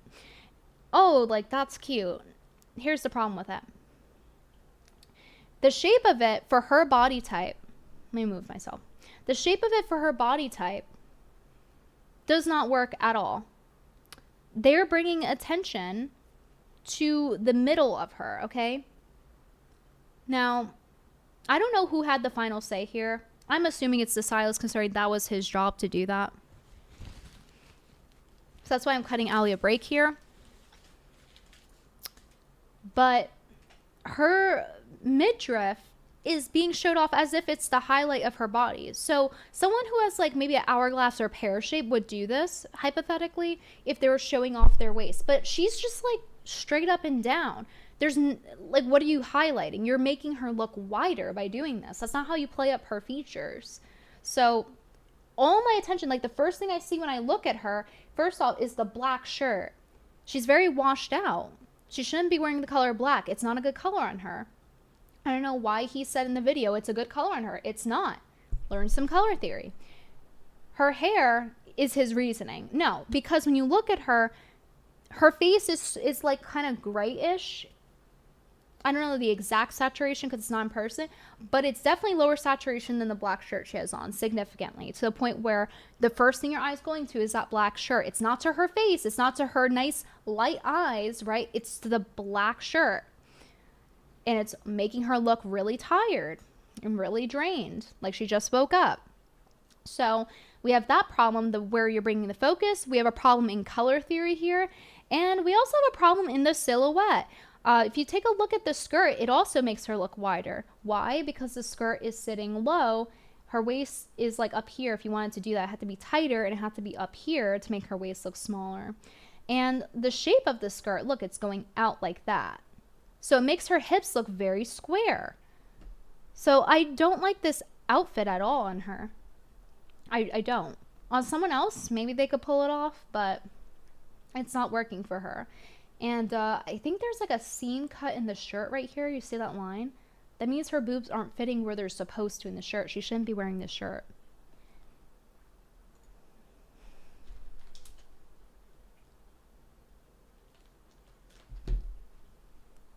So, I think there was one more outfit that I didn't show much in the video. I could be wrong here, because we went over that one. Yeah, then there was this one, which is a little bit better, because it's more romantic. It has more of like a, kind of like what I said earlier about curly hair making masculine faces look more feminine. It kind of has that effect on her, where the top isn't bad, but the skirt, the problem is, again, they're bringing the attention to her waist when that's not where they should be highlighting. I'm guessing the idea here is that her legs should show more. I'm guessing that was what he thought would happen here. But again, her skirt is kind of squaring her off. And it's too short. She's very tall. I doubt that this short skirt actually fits her from this fast fashion place that she went to, by the way. And I say this because I'm 5'7". She's 6 feet. When I go to stores, skirts don't fit. I typically can't buy mini skirts from stores. So I highly doubt, I mean, it depends how big her ass is, I guess. But I'm doubting that she's able to fit into it, given that factor. So she looks very square. It doesn't look like it's long enough on her. It's bringing out her belly, which is okay. It's like, you know, like women have like a healthy pouch there. It's to protect our organs. It's fine. But if we want to get down to the nitty gritty, she should be using a different texture here. If it were just that one thing, like, who cares? But it's the whole thing. It's the fact the skirt should be something longer and maybe like flowy that would go with this top. But it's like, it's fast fashion. It's kind of hard to work with, because generally speaking, this stuff looks kind of cheap. Looks very cheesy. And yeah, also the top is lighter than the bottom, and if you want to bring more attention to a body part, you make it lighter or brighter. So this is almost equal in a sense, because this is lighter but this is bright in a way. But I would have maybe, like, if we're getting very technical, I would have made sure to put more emphasis on a brighter color on the bottom with a material that doesn't stick to her stomach and doesn't square her off. And then her top should have been darker so that it brings less attention to her upper half, because she's like, she already has a lot going on up there. She already has like her weight she holds her weight in her arms and her stomach. So she's better off bringing the attention to her long legs. She's 6 feet tall.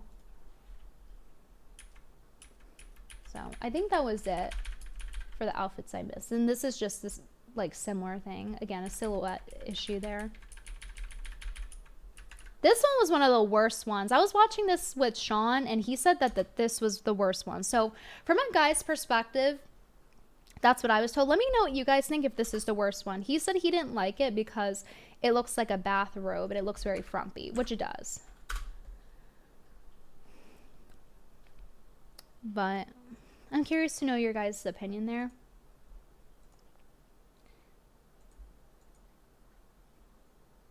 $10 from John Kelly. I think Pearl needs more female friends. All of her behaviors point to lack connection in female friends. Yeah, but can you see why? Maybe you two should take her under your wing. What, for her to do bad things with? I'm so like, I've helped enough. I've given her enough tips for free. Okay? Pay me. Like, also, like, she's not promoting things that I think are helpful.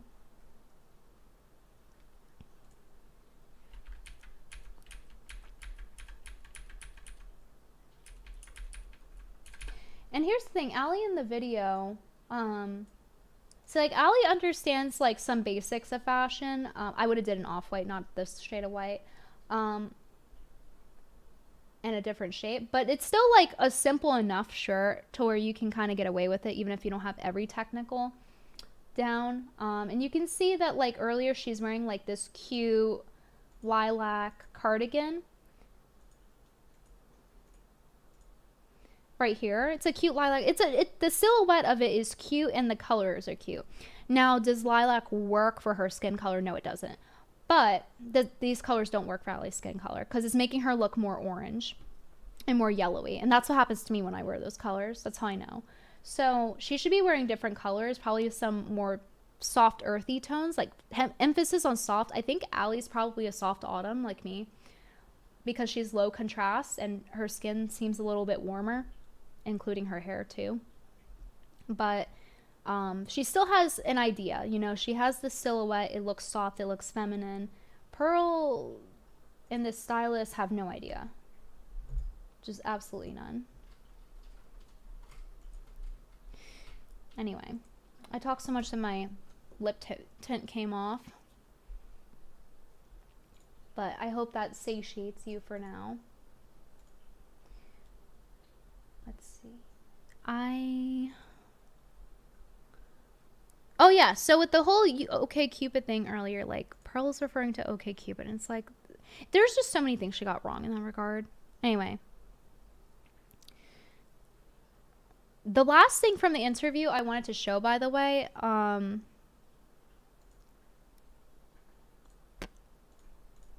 is this. So I don't know if you guys care to see it, but she basically talks about the Nick Fuentes controversy, and I explained earlier why the black creators were mad at her for having him because she's using a lot of their resources and they don't like him. And he says offensive things about black people, hence why they're mad. And again, I personally, like, I don't care. Personally, I make offensive jokes all the time. Like, for me, my sense of humor is a little bit edgier. But when she's built her entire platform, I could see why they're mad. Especially with the 70-30 contract, literally like modern day wage slaving, offering him 30% of his brand. It was very rude. Just work, help each other for free at that point. But anyway, they addressed that, the Nick Fuentes thing. At the end of the year, you hypothetically get a pro contract, which I did with the YouTube stuff. Like, so yeah, so I kind of like, I started the show when I got here and I didn't expect it to like get huge. You know what I mean? Mm-hmm. Yep. So then I kind of just got like stuck here because I was like, I'd have to move my producer, and it was just, I mean, you know how it is if you guys wanted to move this whole operation, what a headache it would be. Yeah. Yes. So yeah, like imagine. So Yes. I'd have to, I'm like, the voltage converters. Like, so I kind of accidentally ended up here, but I am gonna leave eventually. Are you? Yeah. I can see why. I don't think your opinions are that widely shared in this country. No, they love me here. Listen, there's something else But I think it's been by, you know, we call the show Trigonometry. Yeah. But So the Hotep Jesus one, she was already like stonewalling and not answering his questions at certain points. This one, I would give it like, it's under that. It's under. It's not as awkward, but you could see at some point it's like, ooh.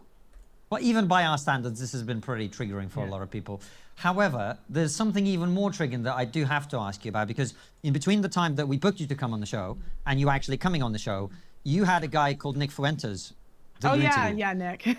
Yeah. And then you did an interview with this guy. Like, this is not a guy we would ever have on because he's a racist, Holocaust denying piece of shit as far as I'm concerned.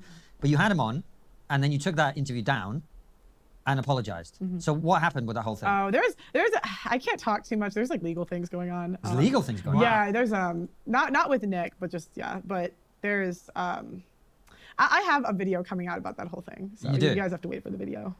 Well, wait, if it's not about Nick, then what does the legal thing have to do with it? Very confused. But I will say, I did not find Nick to be racist. My staff actually did not find him to be racist. Wait, he was talking to an Italian girl next to you and saying that she shouldn't have a black boyfriend or something along those lines. He doesn't believe in, see, I don't really want to go into like the race mixing stuff too much. No, but you just said he wasn't being racist, and I watched him be racist on your show. Well, I mean, to me. By the way, the earrings are an improvement. He says the same things that like there's a lot of people that think like that. When But it doesn't make it less racist just because other people think it. You could say that, but to me it's like, how do I put it? His argument is more about culture. It's easier if you date someone in your culture. You'd have to watch the full thing, but was like being a bit like combative to him, and to me he was just like kidding. But yeah, He did say, I am. So she took down the Nick Fuentes video, by the way, that she's referring to, and then she apologized for him being racist, something along those lines. That's what I've heard.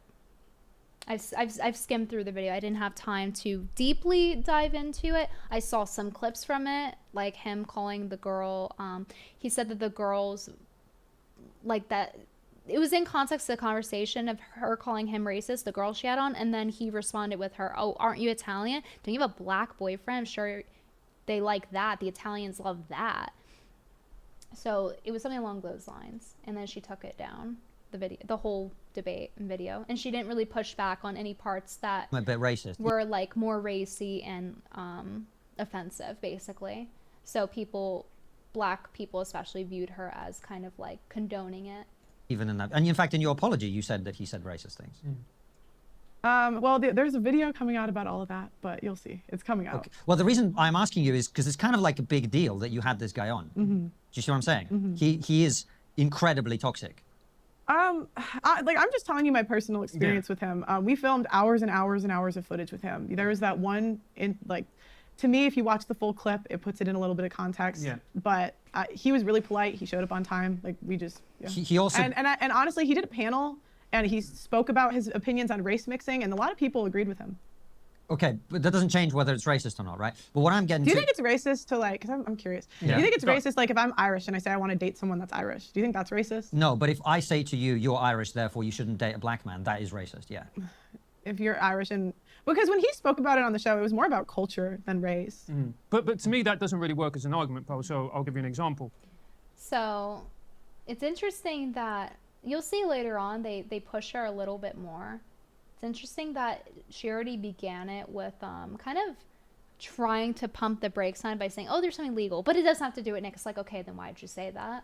And then she's trying to change it to, well, she's playing down what he said, essentially, by like, oh, like, would it be racist to say that you should date, like, if you're Irish, you want to date someone Irish, if that's racist. Like, she's trying to, like, backpedal it, but what's interesting about that is, like, you know, she took the stream down. She took the Nick stream down. So I'm half Latin American. I take after my dad's Irish side. If I date a Jamaican woman, Jamaica and Venezuela have a very similar culture. We're culturally very similar. We have the same food, the same religion, whatever else. So to me, that argument doesn't work. Do you see what I'm saying? Wait, Venezuela and what? Jamaica. So Venezuela's at the top of South America, and Jamaica is all Trinidad, which is literally, you see it over the water. Yeah, well, it's just, when he was talking about how he wanted to date an Italian woman, like, versus, Like, he even said he wouldn't want to date a British girl. See, she's derailing. That's not what people said was racist, though. And it's not that, again, it's not that I'm trying to, like, crucify someone for saying something if it's, like, an offensive joke or whatever. I'm just pointing out that what she's doing. So what she's doing is, oh, no, she's shifting. She's, like, moving the goalpost. She's shifting what people are actually annoyed with, which was Nick's comment about the girl dating the black guy. And how, like, Italians wouldn't like that because in response to the girl calling him racist. So she's pretending that people are mad for the statement, oh, if you're Irish, if you want to date someone Irish, that's racist. That's not what people were saying. That's not an honest, good faith argument at all that she's making. She's just trying to... Italian woman. So it's like, how is he a white supremacist? No, he's allowed to date who he wants, Yeah. but him telling your Italian friend she shouldn't be dating a black man, that's the racist part, don't you think? I'd have to remember what he said in the clip, but maybe. I'm gonna find maybe. the clip really quick, actually. Actually, wait. No, I'm on good behavior. I'll tell you guys, I think I saw it in the, what video has it? Let me find it. I'll play the audio from it. How about that? Wait. Let me think. I don't know. I don't know. That's kind of risky. Because he says something that's offensive enough that, like, I don't want to get my channel struck again. But I paraphrased what he said for you guys. It's on YouTube. What channel was it that had it?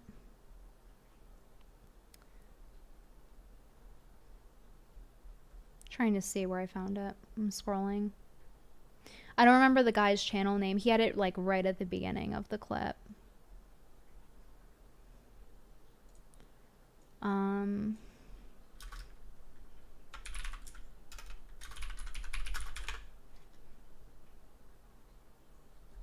Dang, I can't find it right now. I definitely have it saved somewhere, though.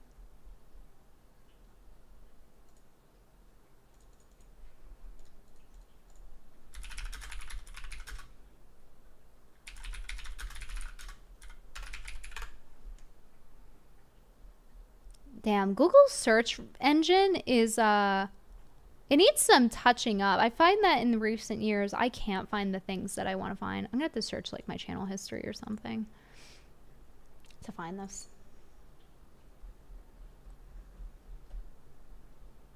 Okay, so that's why I'm asking you, because you do have controversial guests, as we do, and there's nothing wrong with talking to people who are controversial, but Nick Fuentes is a very different kettle of fish, as we say here, right? Yeah, my opinion is that he was polite overall. He was a good guest. He was also denying the Holocaust, from what I remember. Look, I'm not with that. Keep me out of that one. I'm not with the race. Like, that's not my thing, but I just think people are allowed to have their opinions. So if he has crazy opinions, let him have his opinions. And I think he should be allowed to talk about it on a podcast. But isn't it also the duty, Pearl, of the person interviewing them to push back on those opinions when they come up and actually challenge them and investigate them and to basically push back on it? Yeah, I mean, we could do another show where we push back more. It's not the end-all, be-all.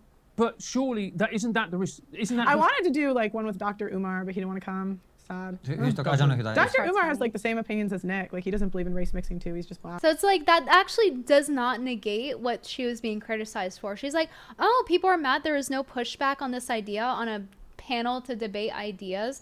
Oh, well, let me get someone with the exact opinion as the person people are mad at me for not pushing back on in regard to topics like slavery and, like, I guess, race mixing. It's like, she's completely missing the mark here if she wants to actually appease her audience. Because she already, listen, I'm saying this because she already deleted the video, right? She already, like, showed her lack of integrity there. Like, she knew who she was having on when she had Nick on at that point in recent time with the changes he's made with his branding, right? He wasn't always like that. So she knew what she was getting into when she had him on. She heard him talk. She could have stopped. She didn't, right? So if she made that choice that she wanted to upload that content onto YouTube for clicks, then she should have just stuck to it. Why did she, like, bend to what they were saying? Okay, you chose to post it though, so now she deletes it. Oh, I'm sorry. But then you see in this interview, it's like, wait, I thought you were sorry.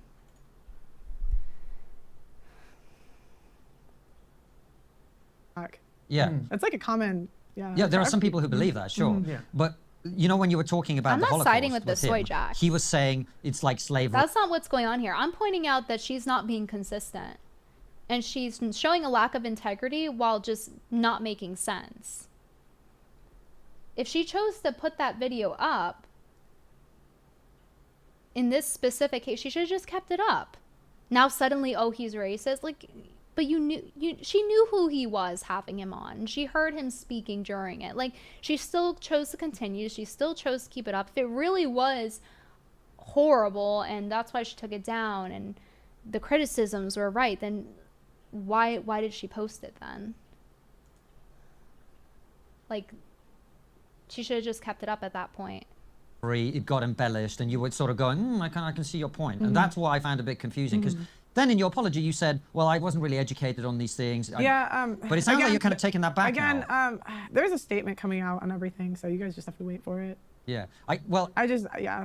From our perspective, we're kind of saying to you what we thought you might have said to him, which is if a guest says or does something controversial, you kind of want to ask and find out why they've done that.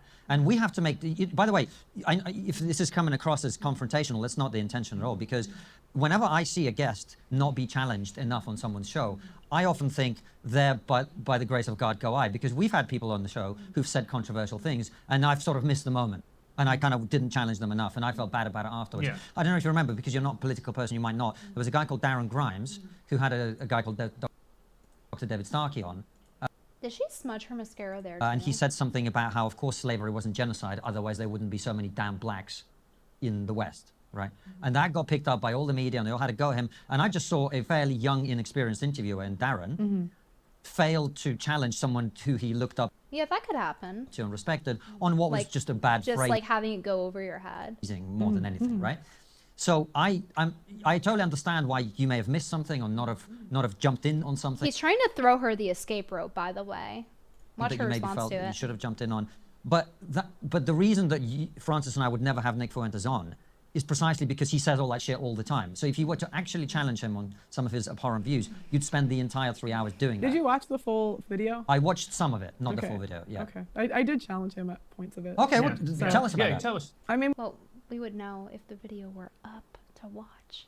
We had a whole panel on race mixing. Yeah. And like we had, like that was why he came out. Like the political stuff was just because he was there. Like, so I did a one-on-one as like the reason I brought him on was I saw him on No Jumper, like talking about race mixing. And I've heard that point of view, but it's usually like not, people look different that have that point of view usually. So like, I've heard it, but I've just never heard it like that, I guess. So we just brought him on a panel just like about race mixing, and they did a whole panel on it. But then he was denying the Holocaust. I feel like she just gives non-answers. You know, that was crazy. Yeah, that was... But that's what he does. That's why I'm asking you. Well, why... but we brought him on to talk about race mixing. That's what we brought him on, because it's a relationship show, and we Yeah. just interviewed him because he was there. But there will be people, Pearl, who will say, well, if you're going to bring that person on, and look, again... You know who he reminds me of? Louis Theroux. This isn't to, you know, misrepresent or do any of those types of things. The reason we have this show is so we can talk and have honest conversations, because part of this is for me to clarify my thinking about different issues. That's why we do the show.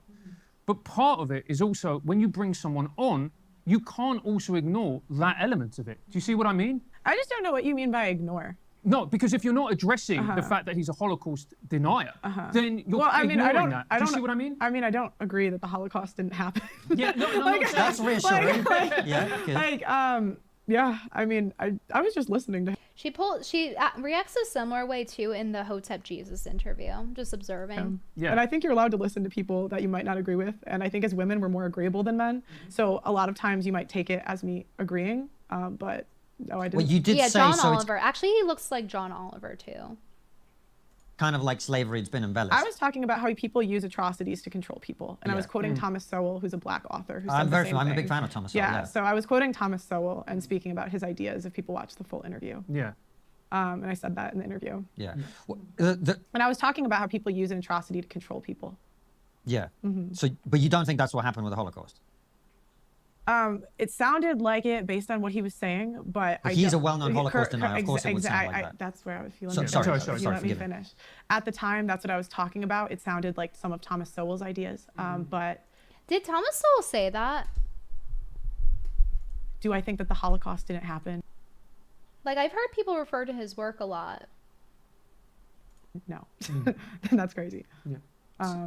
Go ahead. So, I guess I know a little what bit, is, but I didn't know that what do you part. think your responsibility is when you bring on controversial guests onto the show? Do you have any responsibility? What do you believe? For the guests? Oh, no, not for the guests. For the content that you put out, Pearl. Yeah, I'm responsible for all the content I put out. You're responsible for all the content that you put out. And do you now look at that and think you shouldn't have done that? You made a mistake, you made an error? I don't regret having someone controversial on. If I had to do it again, I would have maybe had someone on the opposite end of the argument that could push back. But how I probably would have did it if I had to do it again, one full interview with both of them. Let them talk, let them say what they're going to say, and then bring them together. So who would you have on the other end? So you'd have Dr. Umar. but that's not. But those are two people who share the same the same viewpoint. It just one happens. Yeah, so she's having, like, she should have just, if she was going to go with the apology route too, she should have probably just stuck to that, but it seems very flip-floppy. To be white, one happens to be black. That's not, that's playing, do you see that's kind of identity Well, politics? yeah, but then we did a whole panel with people that disagreed with him, so we did do that. All right. Yeah. Well, what I'm a bit confused about is you did a whole apology. But Okay, it sounds can you like guys you're stop not. asking me about this? Like, Yeah. I It said kind of matters. I have a statement coming out about it, so. Yeah. Okay. Okay. All right. Well, we'll leave it to your statement. Yeah. Listen, we always wrap up the show with the same question. Who was in the wrong there?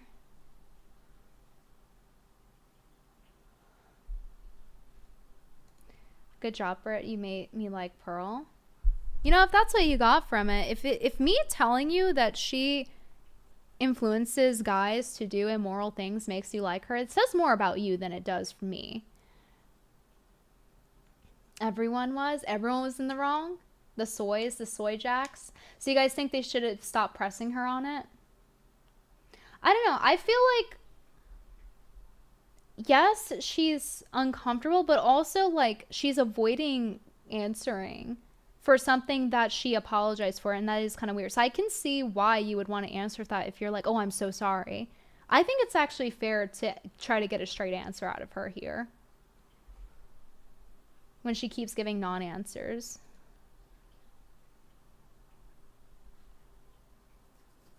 Question we ask all our guests, which is what's the Well, one maybe she should have released the video then, because she's been saying there's a video for days. thing you think we're not talking about When that it's a simple video. It's not like mine, which took weeks of research. Like, this is a very simple video. really should be? Men's issues. Yeah, that's my, Do you want to elaborate, or happy to leave it there? No, I would just say, like, I just think men not getting custody of their kids. I think that is an issue that nobody talks about. Okay, sweet. Well, Pearl, thank you very much. I hear it talked about all the time. But I would love to know the statistic for how often men get custody of kids when they actually ask for it. That's something that I think would be good to have a statistic of. To actually have, like, a real reference for, okay, actually, how often are the cases where the father is getting the kid versus the mom? You say 0, but what are you basing that on? Because I looked into the data for some of this, and it seems a little back and forth, where people are trying to make it seem like, oh, you know, the dad never gets it. It's like, but wait, what about when they ask for it? Like, how often are they asking for the custody? I have genuine questions about that. Because, yeah, if the mom gets it, it would make sense if they get it more, in the sense that if the kid is with them more, if they're the ones that are taking care of the kid, right? The dad's at work, the kid's closer to the mom. The court probably sees it as like, oh yeah, so the mom should therefore get the custody of the kid because that's probably the least disrupting thing in their life in a lot of cases. But I think it's case by case, and I think whichever parent is better for the kid is who they should go to, and that also includes if it should be joint custody. So that's, like I said earlier, that's my opinion on it. But I think people are trying to fearmonger a lot of the time. It's not like there isn't a risk to divorce. There's a risk for everyone. Like I said in the video, there's a statistic from the government saying that women end up poor out of divorce. But do you see me saying like, oh, therefore, because men suck at being husbands, women are poor, like taking this wild approach?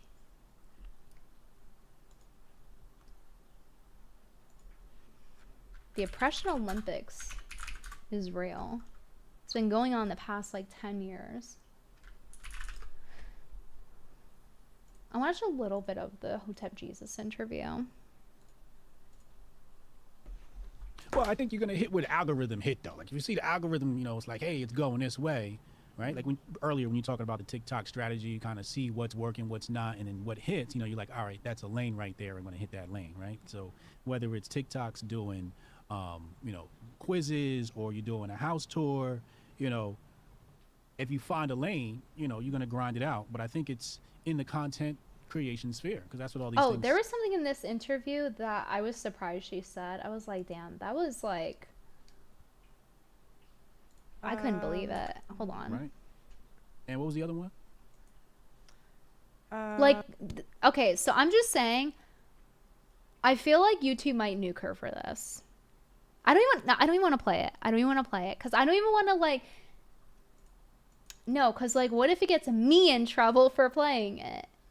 Now I have to be like, oh my god, every fucking 5 seconds. I don't know. It's kind of risky. I'll tell you guys the timestamp. How about that? You can go watch the video yourselves. I'm going offline. You guys can watch it yourselves. It's at 1:21. 1 hour and 21 minutes on the Just Pearly Things interview with Hotep Jesus. You guys can play it yourself. She says something that I feel like if YouTube bans her, it's gonna be for that reason. But anyway, I just see it. Okay, do you see in this part of the interview though that she's like stonewalling? She's at a point just not answering him. You haven't just made and rocking back decisions and on a forth lot in of her things chair. your life, right? Like you for example, right? Now this is where I got to give some pushback. Don't say I'm trying to get you in the corner. That's not what I'm here to do. You know what I mean? I'm trying to keep the doors open here because I might need a show at your studio. Okay, so I'm definitely trying to keep the doors open. Okay, but the way you were to do that thought experiment, you know, with the gay marriage, I want you to do that. Not you don't have to do it now, but do the thought experiment and try to find a way where reparations would work for black. Just as a thought experiment. If I was this is the part where it gets super a college awkward. professor, university professor, and whatever thesis He's like asking her about the nuances of reparations, and then way. It's like, come on, like, why do you think they're taking it from him? What's he gonna sue her for? Yeah. Like, so I'm like, who would? It was like in this part. To be honest, so She's just basically like, I'm not don't- for it, but then like he keeps going on about the nuances, and then she just starts stonewalling over it. you to pay you. if you've paid me to do this job and you failed. Why should I continue She to pay seems you? so So tired. you're saying like, so you're saying, okay, I just want to see how this would work. So you're getting the reparations because your ancestor was a slave, or you're suing Chicago? Who are you suing? I'm saying whatever city. Let's say it's Chicago. Uh-huh. Let's say it's the state of Illinois. Okay. Okay. Poor mismanagement. And let's say I now have to take this federal because the guy. But I think it's because You'll see no matter which part I forward because through, you don't really have. she's kind of doing the same, Which is why, like, honestly, this, when that thing. I just felt like when people were like, she's conservative, I'm like, I've been See. Is a YouTube content creator trying to make some money the best way she knows how. And quite blindsided to black culture. Quite, it's a blind spot. Black culture is a blind spot to you. See what I mean? Where he just throws like the silent daggers at her. A huge blind spot to you. It's even more incognito in the beginning. In fact, so that you had a whole series of hip hop where you're like, I don't even know what this guy is singing, right? And that turned into like a series. So I can see how you would make some missteps with community. But personally, what I would like to see is somebody who's more fair when having these type of conversations and not just doing the thing that is the talking point. You know what I'm saying? And I think sometimes people that are young like you get taken advantage of because you think you know what you're saying when you say conservative, but what it means to be a conservative today isn't what it meant to be conservative 10 years ago, 20 years ago, a liberal, whatever. There's a lot of... Scratch his head. I'm not accusing you of being disingenuous. More chair rocking. If you were disingenuous, you wouldn't say half the shit you said. Oh, I am. I'm accusing her of being disingenuous. Look, more But chair you're young? rocking. You have a lot of... The issue More- is... Look, oh my god. She's like not even in frame at this point. when you couple everything together against reparations and You know, just you know, reading your the body opinions language. You don't on, even have to listen to what's going on. Just you know, watch whatever it. else, right? And then you know, you have a lot of black workers, and then you platform like Nick. I can see why people. Again, I don't agree with why people are canceling It's you. funny in an awkward But I kind can of way. see, based upon their worldview, why they Yeah, would she's want like to cancel physically trying to get out of there. She's like, because you have, I'm not gonna say majority, but you have a large black audience, and some of them happen to be leftists. If there's one thing leftists are gonna do, it's they're gonna make a stink and cancel people. That's kind of comes with the territory. $4.99 from Patrick T. I'm hoping reparations discount. I guess I should 23andMe or something. I hear the counter argument is so argument that he's making is that like cities should compensate people who are possibly like still alive that have been damaged because of their own misconduct. But the counter argument to that is, well, who's paying for it? The taxpayers. So like in the end we would still be paying for it and not the city as an entity. But if you guys want to give me money, you know. Right. And I'm not saying again that you shouldn't platform Nick Fuentes. All I'm saying is with a guy like Nick Fuentes, he's so knowledgeable that I look for conversations with people. You know what's funny? The United States did actually give reparations, but it was to Ukraine. That could take his conversations to the next level and not some of that stuff that, you know, came out in those clips. Yeah, I mean, we could always do another one. So, you know, it's not like it's that's the other thing. It's like you can do interviews after with people, take the conversations to the next level. Yeah, you know, it's also different too because again, we're not in America here. I'm just not a money motivated person. I've always been motivated. Oh, that's her second time saying she's not a money motivated person. I actually found it. But yeah, if you guys want to go watch the interview, it's too long for me to watch the stream because it's 3.5 hours now. I gotta go off. I have to make dinner. But it's an interesting interview with how awkward it is, how much she checks out just in her body language. You guys should watch it if you have the spare time. But now that you know the context, you'll see what I'm talking about with like the silent daggers. We also went over it on Simcast last night, and there were some funny moments in there on Chrissy's channel, Cucy Mare. Anyway, guys, I'm gonna head off.